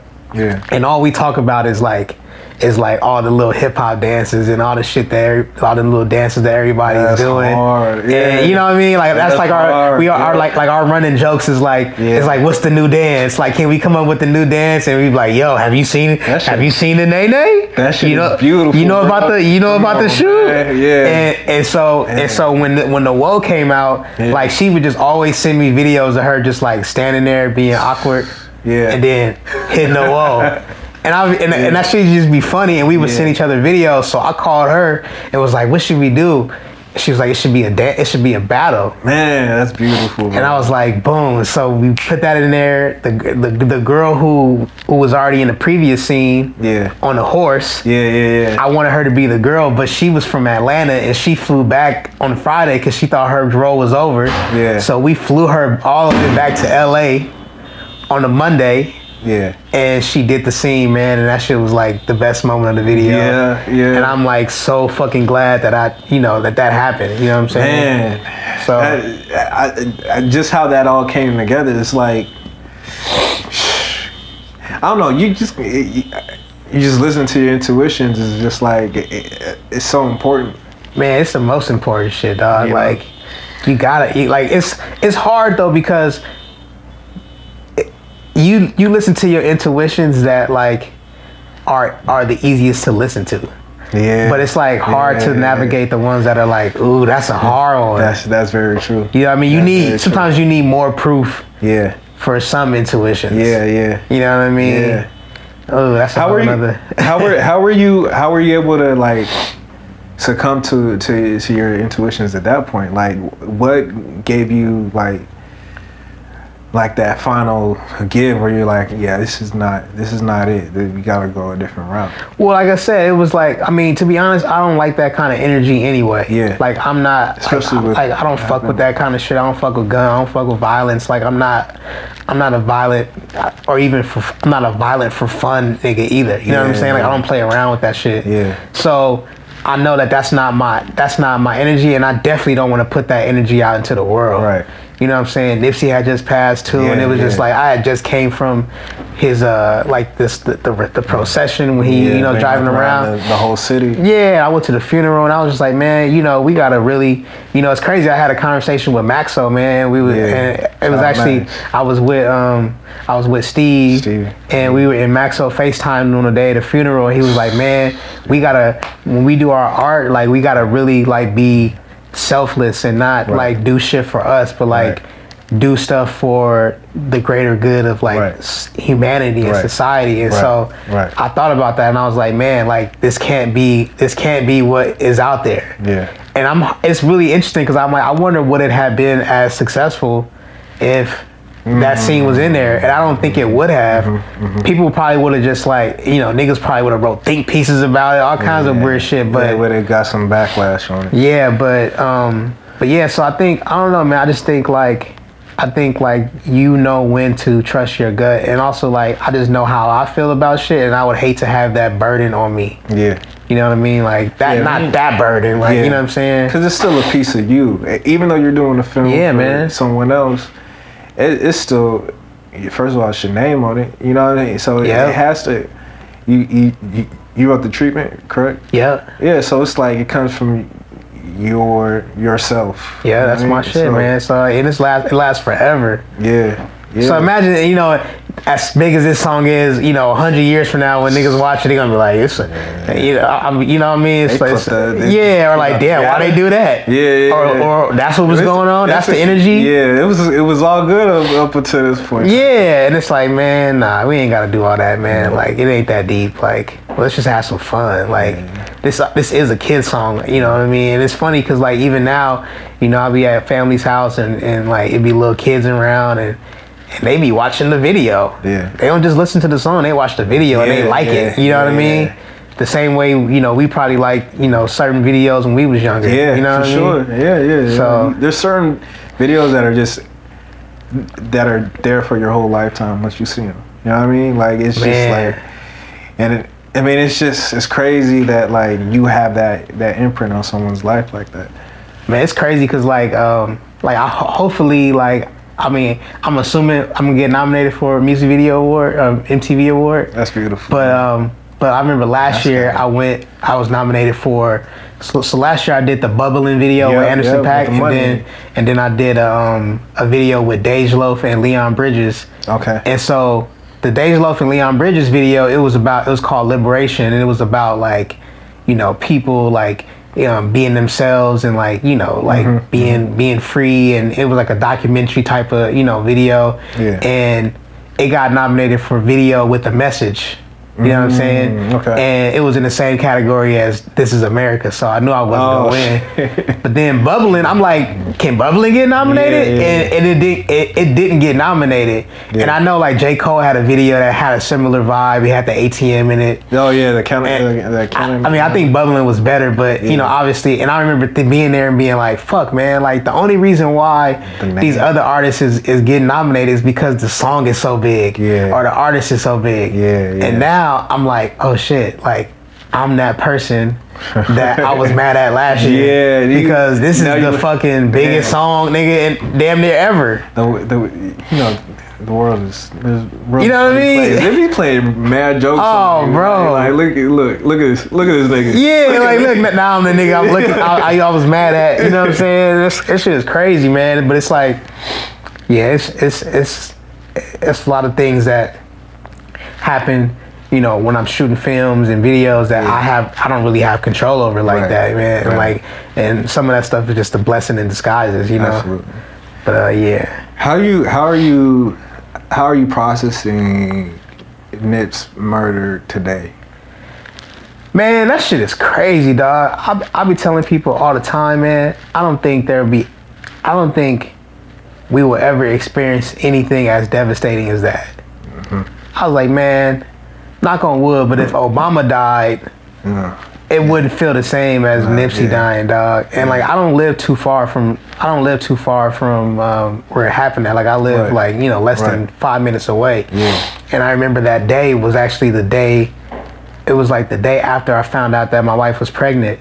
Wow. And so I was like hella happy, and like that morning we had woke up and like went on a long walk, got the car wash, came back to the crib, cleaned the house. I was watching like basketball, and then like I just went on my Instagram and saw that shit, and I went outside and I could see the helicopters over where it was, and I was just like, you know, like the world stopped, man. And it just did not seem real, you know. And I think, you know, you asked how am I processing it now, and I think it's still the same. Really? Like it definitely tapered off a little bit, but it's like it's like reached this point that it's like very consistent. Right. And I don't know if it's because of social media, but like, bro, I don't know if it's just me, but my Explore page is nothing but Nipsey shit. And that shit is crazy. And I just think like that whole experience, man. Yeah, it was just not something that like people. I mean, it's part of life. People die literally every day. I mean, there's been other notable deaths this year alone, but it's something about his murder. It's like everybody. He was a part of everybody. You know what I mean? So bro, look, like, bro, like I live like really close to like Simply Wholesome on Slauson, and like that nigga like used to like every morning I would like walk my dog or like go towards that area, and you will see Nipsey pull up to Simply Wholesome in the handicap spot in the Maybach with like a white tee on and some basketball shorts, go in and get like a smoothie or like a Jamaican patty or something like that, bro, and then bounce and like say what's up and bounce. And it was like, yo, like he is the epitome of like a hood LA nigga, like you know what I mean? But he's so cool and so smart and but also like a man of the people, man. And it was just like whenever you drove past the Marathon store, you would look over and be like, oh, there go Nipsey car. And I remember like, you know, it's crazy because I remember when he first like when I was rapping, I remember I was at the studio one time, and this dude I was rapping with came in and he was like, yo, bro, I just drove past Crenshaw and Slauson and I seen the homie filming his music video, and it was Nipsey filming his Hustle in the House video, and that was my first time. My first time like knowing about him, and I'm like, damn, this shit is crazy. Wow, because he used the sample, was it the Kim? Yeah, the crisscross joint, the jump. And but it was like I had never seen anybody, you know, from this area like be so dope as a rapper. That's crazy. Yeah, let alone intelligent. And so I became like a big fan. And then I remember like he opened a store, and when I first got my camera, one of the first things I did was went to the store and filmed him and like interviewed him and asked him about. He gave me a tour of the store. You know what I mean? But I remember as he was coming up, you know, he would have like a new car. And so I remember he had like a little silver Benz. And it was like, oh shit, Nipsey got a Benz. And then he had like an orange BMW. And it was like, oh shit, he got the BMW. You know what I mean? And then it just like, every time you drive by, you'll look over just to see the progression. You know what I mean? Hard, man. And so it was like, oh damn, like, oh, they go, like, you know what I mean? Or like, you might see him outside like every now and then. Or like, you know what I mean? But it was like, he was just like a easy way to like, I don't know, he was just like a living, you know, proof that like, you know, you can make it and you can grow and still be in the hood, you know. Like he was like your aspirations in the flesh. Man. And you know, you listen to his music, that's exactly why he was doing it. It was just like, so you know, niggas can, you know, have their goals in front of them and kind of see. Man, he was a lot, man. He and it's crazy because I can't lie, like I took him for granted. You know what I mean? Because I remember I used to tell people all the time, like, because I wasn't the biggest Nipsey Hussle fan musically. Likewise. Like I feel like he started off like when he had the first couple mixtapes, he was really grime, like he was dope. and then it got weird. Yeah. Because he was like, it was a little bit industry. Yeah. And so I kind of like, even though I respected him as a person, I wasn't running to listen to his music like that. Exactly. And then when Victory Lap came out, I was like, all right, let me just like listen to this nigga to see what he talking about now. He on the major label, like what's popping? Yeah. And that shit was tight. And I was like, man, this is crazy. Yeah. And so, but just taking it for granted, like, you know, I wish like I knew, you know, it's crazy because I saw him maybe in February this year. Yeah. But I saw him in like West Hollywood at this acai bowl place with him and Lauren London. Yeah. And you know, we talked for a quick second, and you know, I was telling him, you know, it's funny because that's my first time meeting Lauren London. So I told Lauren London, like, yo, I did the Overdose Lauren London video. Really? Yeah. And then he was like, oh yeah. He like, you know, he worked with Kent, and so he was talking about Overdose. And I was like, yeah, bro, you know, we gotta do something one day, and you know, but it just his energy, and I was like, damn, and I like when he left, I was like, damn, man, that's Nipsey Hussle. That nigga is a legend, bro. That nigga is that nigga is the epitome of a LA superstar. Exactly. Like likewise with you, like I think, cause I was on my freshman year in college, so that was like 2008. Yeah. Like I think Bullets Ain't Got No Names came. It was around that time. Yeah. Then after that, it was just. I mean, at that point, niggas kind of fell off of like gangster shit. You know what I mean? Like that too. And it was just like, you know, you started going to the fly shit. Like you got into the Wiz Khalifas. Like you know, even Case. You know. Yep.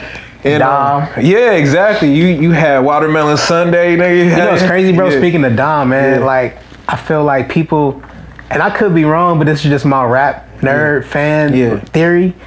Like, I think that Dom helped Nipsey Hussle become the rapper that he was most known for, or develop the rap style that he was most impactful in. Because I don't know, and I could be wrong. This is just my wild theory. Like, I feel like when Nipsey was on Bullets Ain't Got No Name, he was like really spitting. Yeah. Like he was like almost like a New York rapper. Yeah, like he was, it was like skills over content in a sense. Bars, you know what I mean? And then I feel like he started making like these, like he had that song with what's his name? With the R&B dude. He had a song with R&B dude, Lloyd. Oh, okay, And it was kind of weak. Like it was like, this ain't it. But then on the Crenshaw project, I feel like that's when he started kicking it with Dom. Yeah. And he recognized Dom's like business, you know, like approach. His indie business approach, and then also he, you know, because he did the Crenshaw release at the youth store. Did he? You know, with like Just Be Cool. So he was like, I think he was soaking up game at that time, and if you think about it, he slowed down his flow a whole lot, and he started rapping similar to Dom Kennedy. Right, you can hear it a lot on Blue Laces too. Yeah, bro. Like you sit down, that's in the cut. And I think that's the music, that's the lyrics, that's the moment where everybody started looking to Nipsey as the hood almanac, the hood Bible, or like the Ten Commandments. I hear. Because it was clear, and it was like, you know, people make fun of Dom for rapping, but like with the shit that he says is potent, and that's just his style, and like he says some shit, and I think Nipsey took that and became more of a his words became more powerful. Yeah, absolutely. I mean, he had them damn near on every project. Yeah, you bro. know what I'm saying? So I think he peeped that too. It was like, I'm gonna keep this nigga around, like, or I'm gonna be close to this. Yeah, because they had like a interesting bond, like in a way, you know, like it was a real recognized, respectable, like it wasn't like they was just rapping on every song together, but it was like you could tell they was having real conversations about like whatever this whole, you know, what the industry shit is, you know, and like how to grow as men and businessmen. So I look at like the track list on Victory Lab. I think that Dom track is probably the last one, or it's the second to last one, and it doesn't need to be there. Like if I'm thinking about like an album as a whole. Well, you don't think it shouldn't be on it? Yeah, because I think he ends like in Victory Lab. The album ends with like, I think the last track is like Double Up or something. That's the song Dama's on. Yeah, exactly. It's like either the second to last or the last one. But like just before that track, he has that song with Chrisette Michelle. Yeah. The real big song. That sounds like the ending. Yeah, I see what you're saying. And then you come back with Double Up and it's like, And I feel like maybe that was like, I'm speculating now, but it's like, I think that's just an out of respect type of thing. You know what I mean? Like, man, right? I didn't even think about that. That's deep. Yeah, because I mean, I'm sure everybody's just been running up his whole catalog now. But like you look back on it, his shit, Dama has at least a track. And same thing with Dama on his shit, and Yeah. What's crazy about that is like the dude who made the beat, Axel Foley. He made all the Overdose shit. Really? Yeah, he made Pasadena. That's true. That's true. Crazy, dog. Yeah. Man. Yeah, so it's just like that's full. And it's crazy because even that song, I remember when that song came out. Yeah. And I was like, the video is kind of like, it's interesting, you know what I mean? Yeah, and I was like, man, this is a cool song, but I didn't really pay attention to it. Yeah. And then like when he died and and the radio was constantly playing the music, I remember driving down Slauson and like hearing that song, this shit sounds so much different now. Yeah. It's like when I hear that song now, it just takes me back to that moment. Yeah. And it's like, oh man, like this song is fucking amazing, bro. Yeah. Like this song is beautiful. Yeah. Like this song is like, even that song Dedication.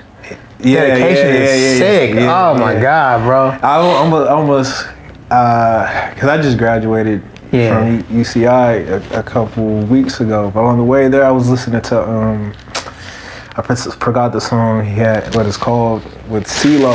It was like loaded basses, man. That hook is so crazy. Like I started tearing up, man, because it's just like, I mean, it's like he knows exactly, he knew who his demographic was. Yeah. And he spoke directly to them, you know what I mean? So it was just like, I don't know, man. He's just a different nigga, and it just sucks that, like you said, we kind of took it for advantage. Well, I think that's why I think how it resonates with me today is that I think I'm constantly reminded that we're walking amongst people that are similar right now. Yeah. And that because like I always tell, like everybody know hood niggas that's low key smart. Yeah. Niggas that's from the hood that know how to that like read and like got that hood talk and know how to break some shit down. And that's just like if you around that a lot, it's not nothing new to you. You know what I'm saying? So when somebody like Nipsey come out, you're not thinking like, man, this nigga's a genius. He just like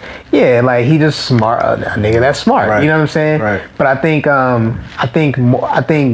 if we now niggas is watching his interviews, breaking down everything and being like, you know what I mean? Yeah. And I think like we have to recognize those gems in our friends that we around, and those people that we're around now. Absolutely. You know what I'm saying? Absolutely. Like, before you like dismiss a nigga just because he ain't popping, just listen to what he's saying and just think about it and like write it down and come back to it later. Right. You know what I mean? Right. But don't just like blow it off because it might be something that you can use to help you. You know what I mean? Right. So, absolutely. But yeah. So, what do you think? You love Los Angeles. Yeah. This is born and raised. Is that? Yeah, man. Born and raised, bro. Yeah. I mean, I was born in Inglewood, but then, I lived in right after high school, I moved. I mean, I lived in Inglewood, but my family was all over LA, South Central. So I just say LA now since I've been in LA majority of my life now. Yeah. But man, it's why you love it so much? Man, it's funny. I was watching the interview you did with Russ. Was it Russ? Yeah. And you was talking about how like people in LA have like, I don't know if you said people in LA, but how sometimes people are so committed to where they live. Yeah.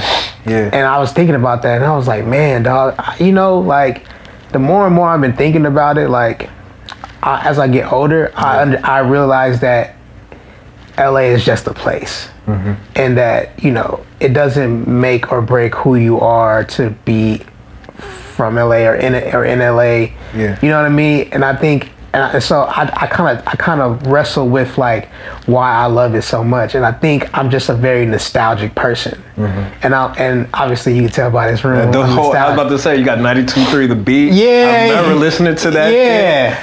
Dog, I used to record tapes It's And look at that. Look at the yellow hat. The yellow hat right here. What is that? 102.3 KJ. Oh man. So, but it's just. I don't know. I think what it is I'm obsessed with nostalgia, right? Yeah. And so, and not necessarily a nostalgia, but I'm just obsessed with like culture. Yeah. And majority of the ways you can be, or like one of the main ways you can be obsessed with a culture is to like have pieces of the culture and document the culture. You know what I mean? Yeah. And so I don't know. I just feel like, you know, there's so much culture in LA that I just grab onto it and like, and I don't know. I just hold it so close to me. You know what I'm saying? Part of you. Yeah. And so, but also I'm getting to the point now. You know, and not like on some shit like where, you know, you gotta be like, nigga, I can't never leave the hood type shit. But just like having the understanding that you've already gotten what you need out of this place. Not necessarily like, oh, you needed something out of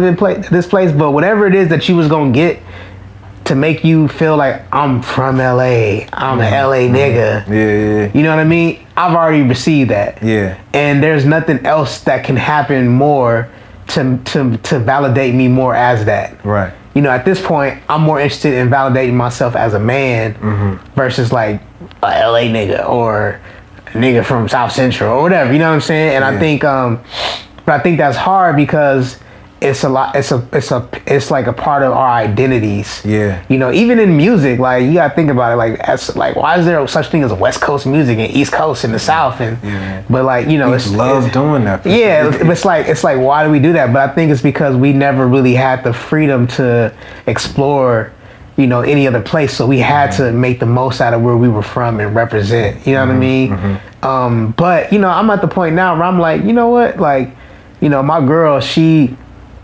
lived in so many places. She lived in Hawaii. She lived in China. She lived in Paris. She lived in Florida. Like, she's been around the world. So she looks at LA as like, we don't have to live here. Like, this is trash. Like, you know what I mean? Like, I'm only here because of the entertainment industry. But like, shit, we can go to Atlanta or wherever and get a house or whatever. Blah blah blah. And I'm like, I don't want to necessarily move. I love LA. You know what I mean? But I don't like. I could easily move to like, you know, Pasadena or you know somewhere kind of far out and have a slightly better like lifestyle or like I guess like stress free way of living. But you know, it's hard to get to that. It was hard for me to get to this point because I think we put so much emphasis on being from LA.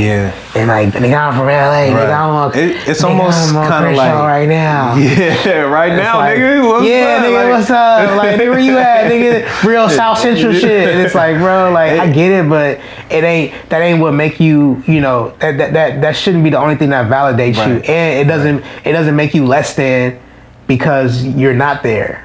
You've already experienced, like, nigga, I went. Listen, man. I did all that. Listen, man. As an IE nigga, we've been ridiculed. Oh no! Ridiculed enough. You're an IE nigga. Niggas, hey man, that's so funny, bro. As an IE nigga. Hey bro. As a statesman. This might be the most disrespectful thing I'm gonna say right now, dog. All right, bro. Square up, nigga. What's up? I hate the IE, dog. And not even the people, but I just hate the IE. Like the IE is like the Clippers. No, compared to the Lakers, not gonna bro. Do that, bro. But I get it though. I understand it ain't y'all fault. It's not. Y'all had, you know, your parents needed to get cribs and you know what I mean. But anyway, man, that's funny. But I was about to say, there's even with, you know, with LA niggas, it's like it's almost like there's the protective aspect to it to LA itself. So like me, I know better than to say I'm from LA to someone that comes out here. You know what I mean? Because I'm not. I'm not from LA. It's so funny because like when people say who's the best rapper in LA, and I'd be like, I don't know. Like I think right now it had to be like who's the best rapper in LA? RJ, Mr. LA.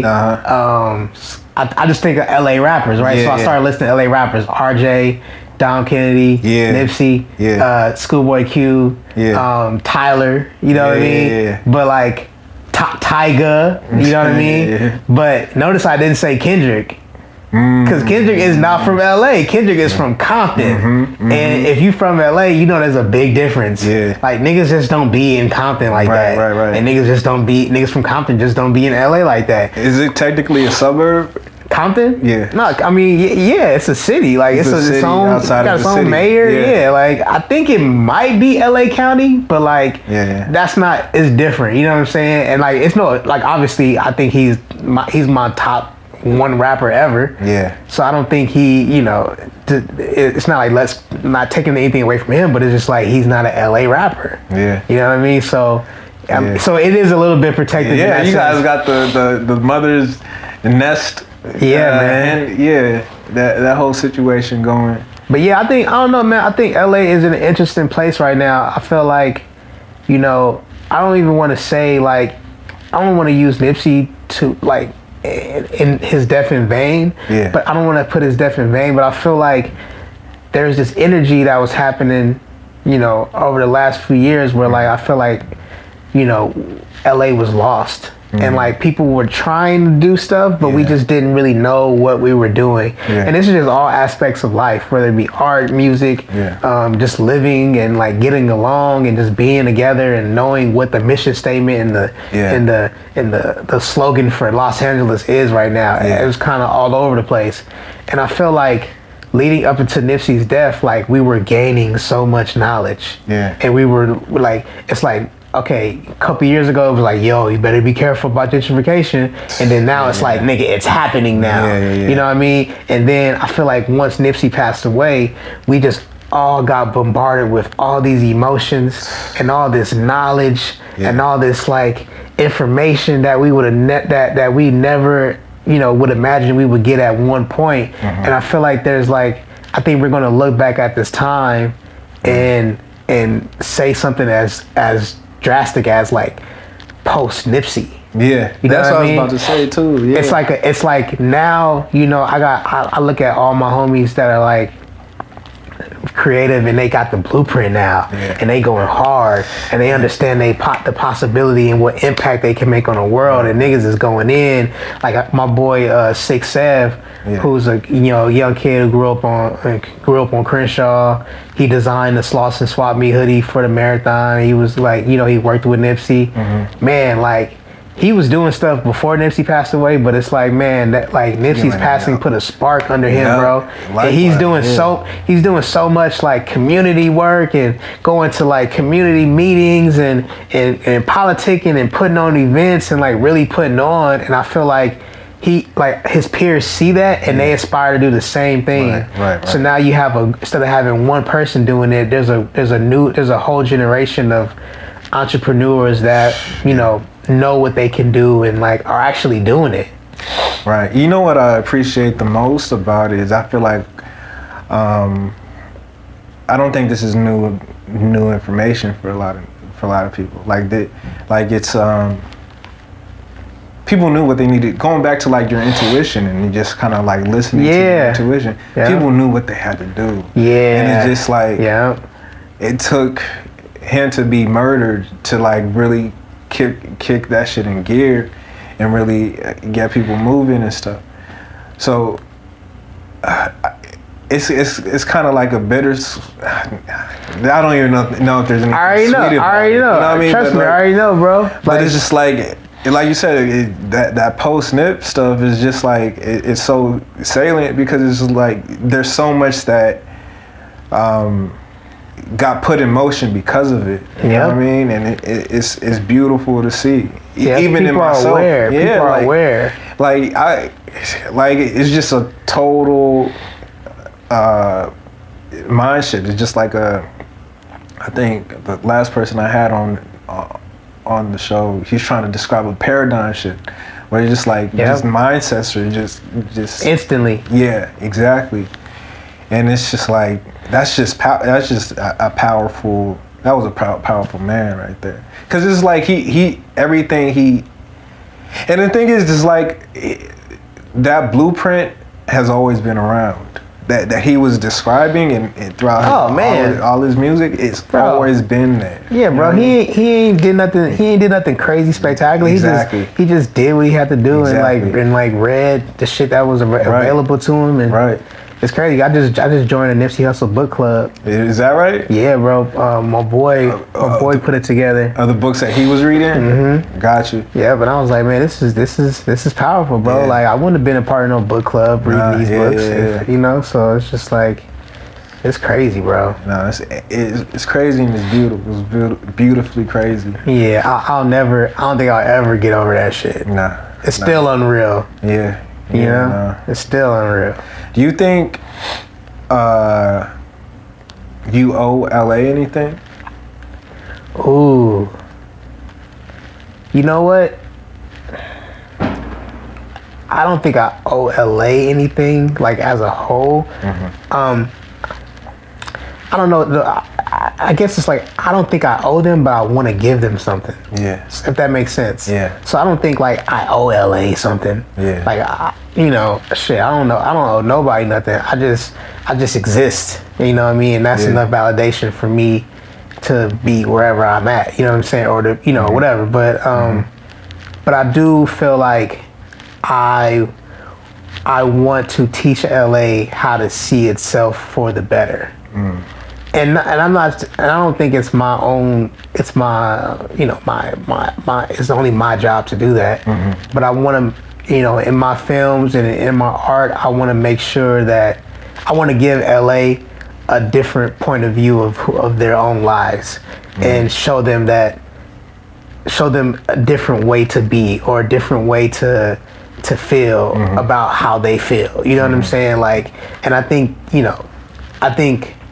know, there's a bunch of stories out there about all kinds of LA shit, but, like, you know, they haven't been told in the specific way. Right. They've been told in different ways, but I feel like my way is something that can, you know, evoke a different emotion. Right. What emotion are you trying to strike? Is I don't know. I think there's two ways to look at it. As a filmmaker, I'm inspired by Spike Lee, Spike Jonze, and Wes Anderson. And I feel like Wes Anderson does a good job of, like, composing and framing things and making things feel way beautiful and symmetrical. Yeah, like, you know what I mean. And I think, like, that's kind of how I see the world. Right. And, like, when I drive around LA and I see, like, a weird ass building, and I'm like, oh, that's an ill. The way that lines up, that's an ill portrait. You know what I'm saying? Like, but I think, like, man, I don't think the people that live there in that building even see it that way. Yeah. You know what I mean? So I want to show them their building in a beautiful way, with, like, a weird colored car parked in the front. Yeah. And, you know, the right colors in the right places. I just want, you know, we're still telling the same stories. Right. But it just looks different and it feels different. It makes them look and be like, oh shit, like, that's nice. Yeah. Like, it's from your lens. Yeah, and not to say, like, oh, like, you know, hood shit is nice or whatever, but it's just, like, just changing the perspective. You know what I mean? Like, I just want to change the perspective on whatever the story may be. Yeah. And I think, you know, when I say Spike Jonze, I feel like, you know, it's kind of similar as far as, like, you know, just like the surrealism. You know what I mean? I was about to say, even with, I was gonna compare it in Pasadena, but I don't like comparing people, like, people's work like that. Yeah. But it gave me that feeling. You know what I mean? Like, I see the inspirational world in it, you know, in that video specifically. It reminds me of, like, that Far Side drop. Yeah, exactly. And that's like, it's funny. That's funny, because Far Side was from LA. People used to always be like, Overdose is the new Far Side. Right. But yeah, and just, like, you know, even, like, his movies like Her and you know, all that shit. Even, like, being John Malkovich. I don't know if you ever seen that movie. No. But that's, like, there's a scene where the dude goes in the tunnel, and that's what I use for the Lil Nas video. Got you. But yeah, so I think that's, and I think that's what I want to give LA. I want to give LA a different perspective. Yeah. You know what I mean? And then more perspectives. Yeah. Nah, That's crazy. Are you who you influence? Are those the three people you influence right now? Yeah, I mean, I'm influenced by a lot of people, man. I'm influenced by. I guess is that who you studying? Yeah, I mean, I study a lot of music videos. I study a lot of film. I mean, I love Atlanta. I feel like Atlanta is like their tone is like the new. It's like gonna be like the new tone that's gonna like that we're gonna be able to. Like, I feel like their tone hasn't really been, the reason why it's so impactful is because it hasn't really been experienced in like an urban setting. Mm-hmm. You know what I mean? That like deadpan, like awkward comedy. Yeah. And I feel like we're going to start seeing more and more of that. Right. And I think it's a good thing because I feel like that's how we navigate life. Like life isn't always crazy screams and shouts and like and reactions. Yeah. Sometimes some crazy shit happen and we just stand there and be like, damn, that's crazy. Damn, that shit wild. Yeah. You know what I mean? You know, and I think and I like that tone for black stories, you know. How you feel about, because with shows like that, like I told you earlier today, I was talking about that show earlier today. Yeah. You know what I'm saying? And it was with someone that wasn't black. You know what I'm saying? So it's bringing in an audience that may not completely understand, but it's like based in the ordinary, like shows like that where it's just like, this is just like everyday life type. There's nothing spectacular happening, but we're inviting you into the psyche of our lives in this ordinary space in a way. But I'll just say what my projections are on it. Like it kind of makes me nervous in a way because I seen what happened with the Chappelle show. You know what I mean? Oh yeah. You know, like I seen people take that shit and run with it and think that's the thing for all black people. You know what I mean? Yeah, I get it. Yeah, that's interesting, dog, because I never really looked at it that way because I feel like Atlanta, in the same way with Dave Chappelle, like I felt like when I was watching it, I feel like only niggas was watching it. Right. Like I didn't feel like white people was watching. Right. You know, right. so I don't feel offended by, you know, some of the jokes that are like, you know, maybe a little bit heavy-handed in the that could be considered coonery, or like, you know, or exposing the some of the coonery that goes on in society. Mm-hmm. You know, whether it be like the episode where they're in jail and it's like, oh, black people in jail. Yeah. But you know, that shit was funny. That shit is hella funny. That shit was that shit is funny. Jokes. And so, but yeah, I don't know. I just feel like, I think it's all about the beholder. You know what I mean? Or not the beholder, but I guess like the creator. And I think as long as they understand their mission and know that they're only telling the story and they're not trying to expose anything, then I think that it's up to them to decide whether or not it's, you know, if it's not good for white people to see that kind of shit. You know what I mean? Yeah, I hear you. I think they should keep plugging away. Yeah, man. Like I think fuck they that should, shit. Yeah, man. yeah. Like, and I think it's as a view. Somehow I think the responsibility falls on the viewer, the black viewer, in a way. You know, I think they're throwing that responsibility on them, and I think that's who should bear it at the end of the day, because what's happening is everybody's just getting all this information now, and not that everybody should be a teacher of it, of like culture and what's happening, but I think that information is for everyone at this point. And so like, it's up to the viewer's personality if they want to be a teacher in that moment and be like, no, you can't laugh at that because of this, or it kind of just it brings nuance to everyday life, which is needed. I think. You know? No, I think that's super important, man. I don't know. I love that shit, and at this point, I don't really care what white people think. Yeah.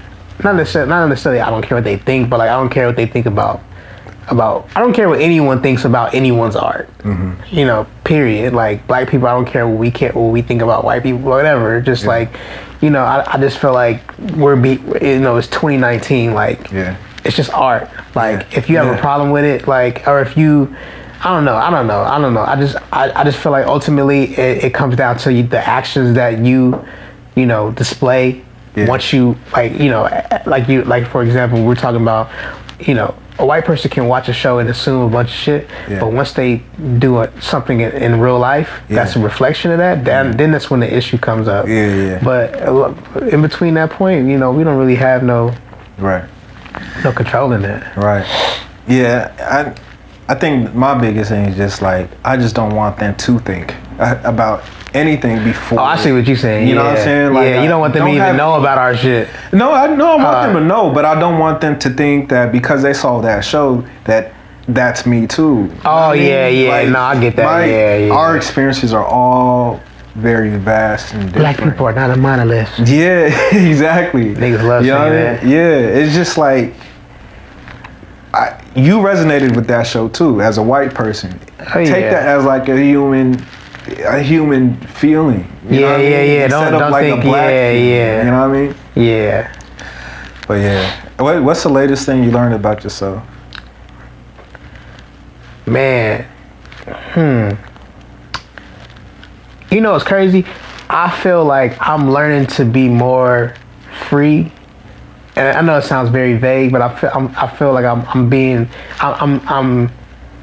learning to be more free and trust in who I am as a person, and trust all my thoughts, trust my decisions, trust my intuitions, just trust everything that I'm about, and really having as much self-confidence in as possible. I think there's always been like a defense that I don't even know where it comes from, but where I just like second guess everything, or think that I'm not good enough, or think that that's not cool, or and I'm like, I don't know, man. I'm just becoming more free. And what's crazy, dog? I don't know how related it is to this, but I feel like meeting fucking Steve and Max, dog, fucking changed my life, dog. Likewise. Because I don't know what it is. I don't know if it's them. I don't know if it's the generation, but I feel like they remind me of like the bare minimum or the bare like emotions that they remind me of the most important emotions and things that humans need to have in order to have like a fulfilled life. You know what I mean? Like, they're positive, they're happy, they're free, you know what I mean? And I think they just kind of like open my eyes to a different way to be in life. Right. Because I don't know if it's a generational thing, but I feel like I really love y'all niggas generation, bro. Like, I'm damn near obsessed with y'all because like I feel like in a weird way, like, I niggas say I'm born in the wrong era. Like, I love being what the era I'm in. But if I could choose another one, it would be y'all era, because I feel like my era, which is like, I graduated high school in 2005. Yeah. You know what I'm saying? Yeah. And so I feel like we were on the cusp of like the new generation, as far as like, the Pharrells and the Lupes and the quote unquote alternative black kids. But we were bombarded with like, money and violence and tough guy-isms. Right. Like, I was thinking, I was like, you think about like a nigga like Dub C, or you think about a nigga like Exhibit. Yeah. Like, who's the version of Exhibit now? Nah. Like, it almost so seems like niggas is even that old. Like, it ain't no rough rapper that's just like, oh, I'm coming to this, you know what I mean? Yeah. It's like, so I feel like, but my generation, like, but those characteristics of my generation kind of like, became a part of me, and I wasn't able to fully express myself like that because of the fear of like, being soft or being a bitch ass nigga or whatever. Right. You know what I mean? Like, now. Yeah, like even like the shit that we're doing right this very moment, my nigga. Yeah. Like, this shit, like if I were to see somebody do this shit like in 2003, I would think that's some weird. Them niggas is doing some weird shit. Like, why the feelings? Yeah, but why them niggas laying down like that? Like, you know what I mean? And it's like, but then like, you see Steve and that nigga might give you a hug. Yeah. You know what I mean? And it's like, man, that's a good emotion. Like, why can't I give more of my homies hugs? Yeah. And I feel like, you know, it's just like, I love y'all work ethic. Man. I feel like, you know, in my generation, just to compare and contrast, I feel like my generation and the generation before me, we were taught as creatives that we can take our time, work on something for nigga however long it took, be patient, perfect it, and then put it out to the world, and then everyone will love it. Yeah. And that shit worked. Yeah. But now, y'all niggas, this shit might be out tomorrow. Yeah. Like y'all do what I call like show your work. Yeah. And it's just like you take you on the journey as it's going, showing you all the insight, allowing, you know, people to watch you grow and see the transitions and the progressions. Yeah. And so I think like I think it's really cool to see, you know, like my boy Seb, like that nigga be putting out all kinds of clothes and shirts, like like he ain't on no schedule, like he ain't waiting, you know. They literally shot a music video and put it out the next day. I saw you comment, and I'm like, man, that shit is crazy. Like I would have never done that, you know what I mean? So I really like I'm really learning a lot from y'all as far as, and I like I said, I could be wrong as fuck. It could just be that the very few people that I'm around have that mind state. But I feel like there is some type of like unguarded like way of being that I'm learning from the younger generation that's like way more free, and like they don't give a fuck about money that much. They don't give a fuck about, you know, getting I don't know, it's just a lot. They don't care about a lot of stuff, and I feel like that's a way more freer way to live.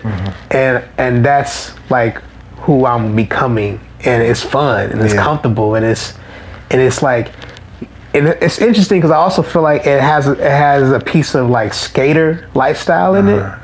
And you know, when you look at like Supreme and, you know, the whole skater lifestyle, even like Rob Dyrdek and you know, fucking awesome and all this kind of shit, the way skaters exist is a really cool way of life, because I feel like what they do aside from skating, they're really good at like showing camaraderie. And like you fuck around and you fuck with one skater, and then like the whole mob is on you. Or like just the way they interact with each other, like, you know what I'm saying? Like you might kiss a nigga on the cheek. you know what I'm saying? And like can happen. But it's not gay. You know what I mean? But also like, but that's human interaction. Right. You know what I'm saying? Like you would kiss your dad on the cheek. Like why not kiss? Like, I mean, you know what I'm saying? Like, but even me having a apprehension about saying it, it's like, you know what I mean? But like, it's out. But I feel like what they do is they put emphasis on the small things in life. And I feel like overall, like that's kind of what I'm that's the lifestyle I want to live, where, you know, I'm thinking like for example, my homie, I got a homie Stephen, one of my best friends, who's a white cat, and like I was like, yo, what you doing today? He was like, me and my sister are at the park flying kites. That's hard. And I was like, damn, bro, that's crazy. That's so long. And then like for my birthday, like a couple months later, like I was like, yo, let's just have a kite party. And everybody came to the park with kites. And I'm just like, man, like we forget about shit like that. You know what I'm saying? And you know, I feel like I kind of chalk it up as a skater lifestyle, but like, you know, them niggas be taking pictures of like, they be smiling and hugging, or, you know, somebody will get an ice cream cone and they'll take a picture like licking it or something, you know what I mean? And that's like a 10 years ago it was out. But that's a classic like picture, you know what I mean? Like, you know what I mean? If Tyler Craig took a picture like licking the ice cream cone, that's a tight picture. Like, there's no reason why, you know, you can't, you know, go to the garden with your mom, whatever. You know, it's just so many things that I feel like we be forgetting about, especially living in LA and being surrounded by industry. We think like if we don't do anything that's cool or that gives us clout, then it's not worth it. And so I'm just trying to, I've been, you know, hanging out with younger people and seeing, and also like paying attention to certain people's lifestyles. I'm recognizing that there's other ways to be. You know what I mean? Aside from just like, oh nigga, who gonna be there, or what's the lick, like, you know, just like living free, bro, and having fun. That's so beautiful, bro. Like, it's like we're opening up the space to be like a human being. Yeah, dog. Like, yeah. That shit almost made me cry, bro. Nah, for real, bro. Like, I've never teared up on, you know, on this shit, man. It's just, 'cause it's true, dog. Niggas be forgetting, dog. Like, niggas be really forgetting about regular shit, dog. Nah, I'm saying, and then you hit it right on the head. Like, you start realizing that. I think I started realizing stuff like that the moment I met Max and Steven too. You know what I mean? So yeah, it's like, bro. Them niggas is fucking amazing, dog. Like, I don't, like, to be honest, I don't know who I would be right now if it wasn't for them niggas. And it's funny, they just got good energy, bro. Right. And it's just like, I met, like, you know, like, it's, you know how, cause you know how Steve is. Yeah, like Steve, because like, it's funny, when I first met him, like, it was just like kind of quiet, and then like, you know, after that second time, you like, all right, nigga, shut up. You know what I'm saying? But that energy is like, that shit is beautiful, bro. Like, cause a lot of niggas don't let they guard down enough to take it there and have that kind of fun. Right. You know what I mean? Like, they like one of the people that every time you see him, no matter what, you just start laughing as soon as you see him. You gonna greet him with a smile. Yeah, as soon as you see him, you just gonna start laughing. Like, man, look at this nigga, man. Like, you know what I mean? Like, no matter what. Yeah, even when he be trying to be serious, like, you can't even keep a straight face, dog. That shit is crazy. But it's just good. It's just good energy, man. Fuck. You know what they're really good at too, for maybe you felt it too, is just like the shit that you like genuinely cared about, like those like little genuine moments, man, in your life. Yeah, bro. They find a way to like exacerbate that, bro. That's what I'm saying. And then it's just like, yeah, you know what? I actually really do care, but like I really actually. It is just like, okay, it's like, okay. Yeah, dog. About that. It's funny because I don't know if you remember at Maxo listening party, like Steve and them got him a cake.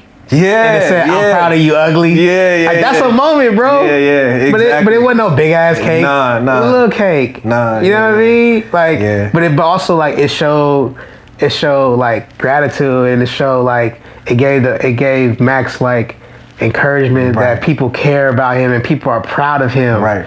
You think when fucking I don't know, I'm thinking random rapper put out, you think when DaBaby put out his album, somebody told him, I'm proud of you, bro? Like, no, niggas, you know what I mean? They just, you know, hard, nigga. That shit hard, that shit done, you know what I mean? But niggas just say like, yo, here's the cake to show my appreciation of how proud, you know what I mean? So, but you're right, bro. They whatever that word is, exacerbate, make it bigger. Yeah, I know the word, but I can't say it. But yeah, like they that's what I'm talking about. They know how to put, but I think that's a mentality that we all gotta like. To me, that's what life is about. Exactly. Like, people say like life is a series of like, you know, small moments. Yeah. And I feel like, you know, even like documenting everything, and like, you know, I always tell people, like, it's funny, when I used to do music videos back in the day, like I would do music videos for like you would that are on YouTube that you would never see because I didn't put my name on it. Yeah. And I would be thinking like, man, this nigga is weak as fuck. Like, this song is weak as fuck. Yeah. All this shit is weak as fuck. But I was like, you know what though, man? I'm glad this person is doing this video, because 20 years from now, they're gonna be able to look back at this time they did a music video. And that shit is that I'm all about collecting moments like that for life. Yeah. If you're a singer, make a song. Yeah.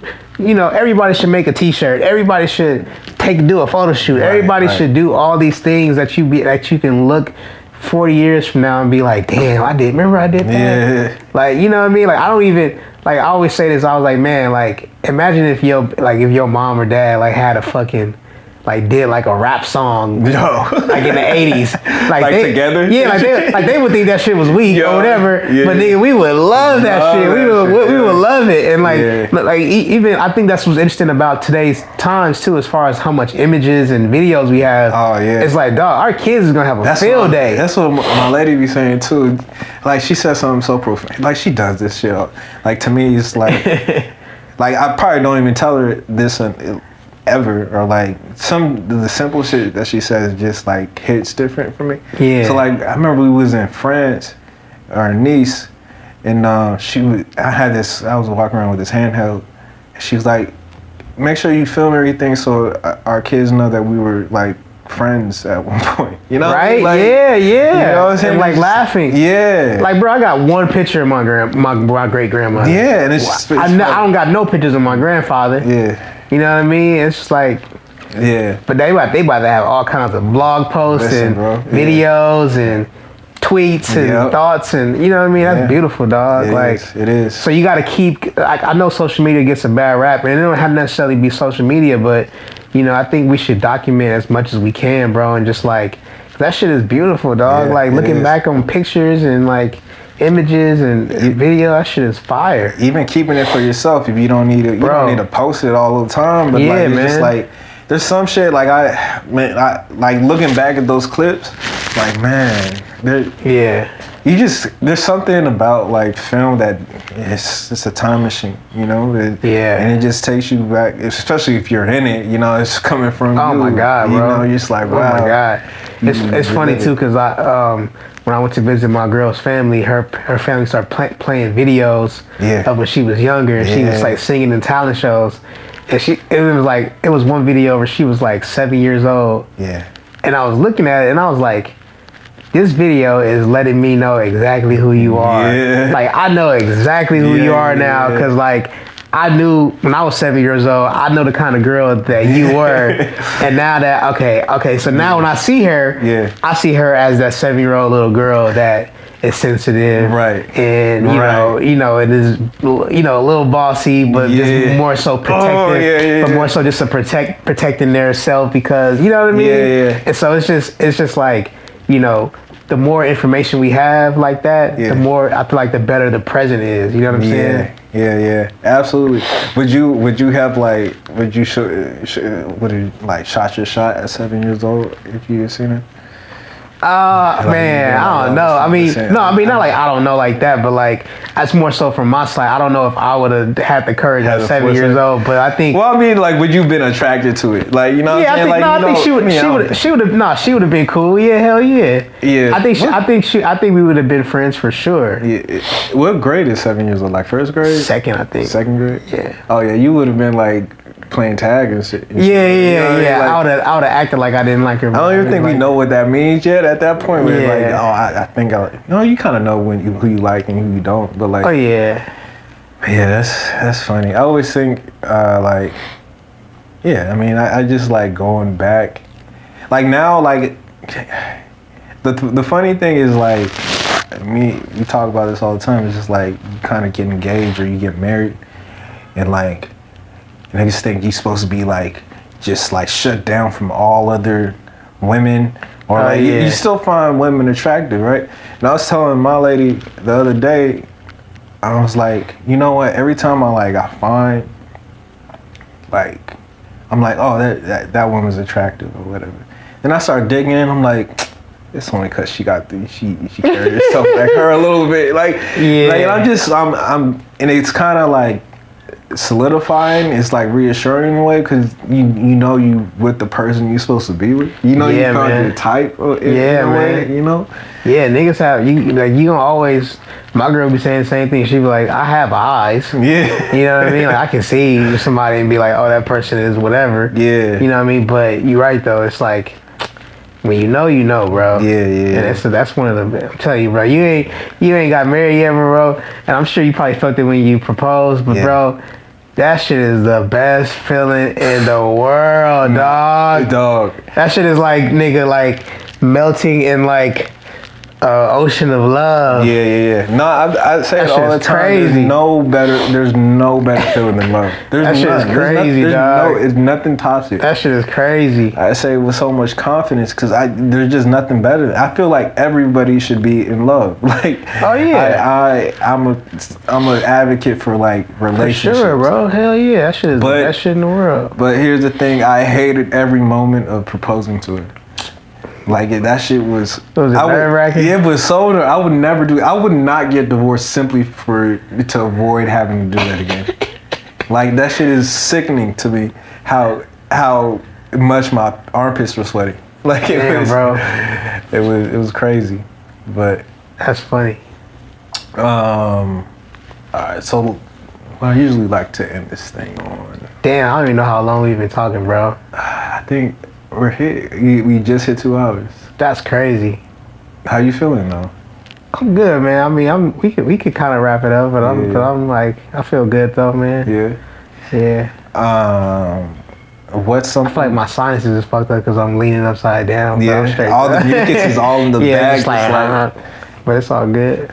Yeah, you gonna hear it. I always hear it in my voice, like when I do playback on these things. What's something the world does not know about you but should? Man, fuck, man. I don't even know what the answer to that is.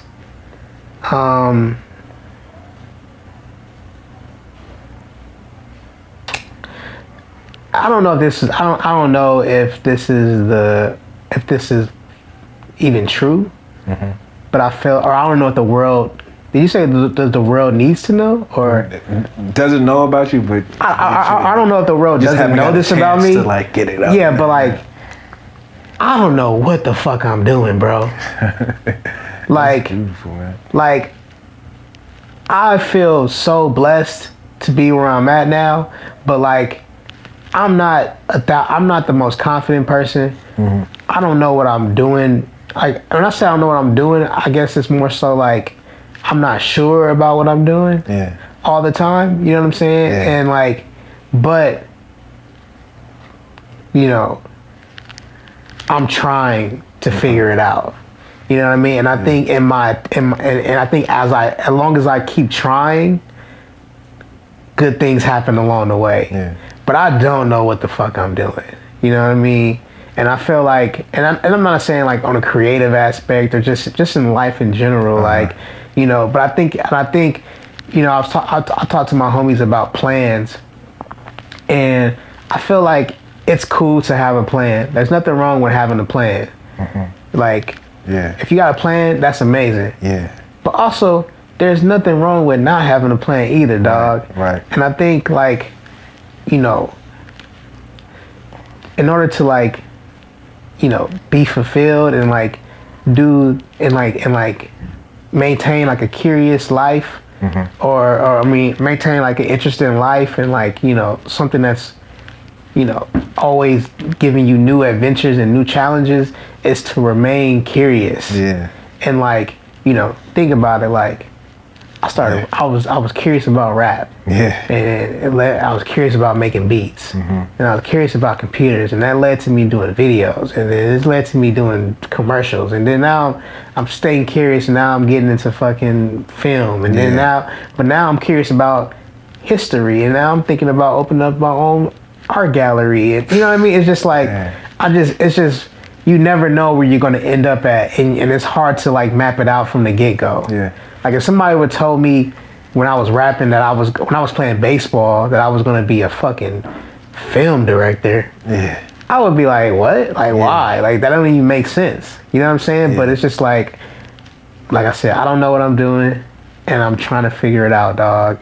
And along the way, like, you know, good, bad things happen, but you just kind of gotta roll with the punches, and then you look back and be like, damn, this is a crazy ass fucking thing that I did. Like, that's crazy. Remember when I did that? Remember when I used to rap? Remember when I used to make beats? Remember when I used to play baseball? Remember that one time I tried to make a clothing line and that shit was weak? Remember that one time, blah blah. You know what I mean? It's just like, I think that's what it's all about, is collecting a bunch of like moments and memories and shit, man. That's what life is right there.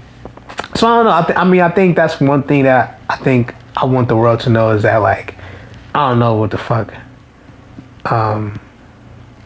I'm doing, man. Like, I don't know what the fuck I'm doing. You're doing something right.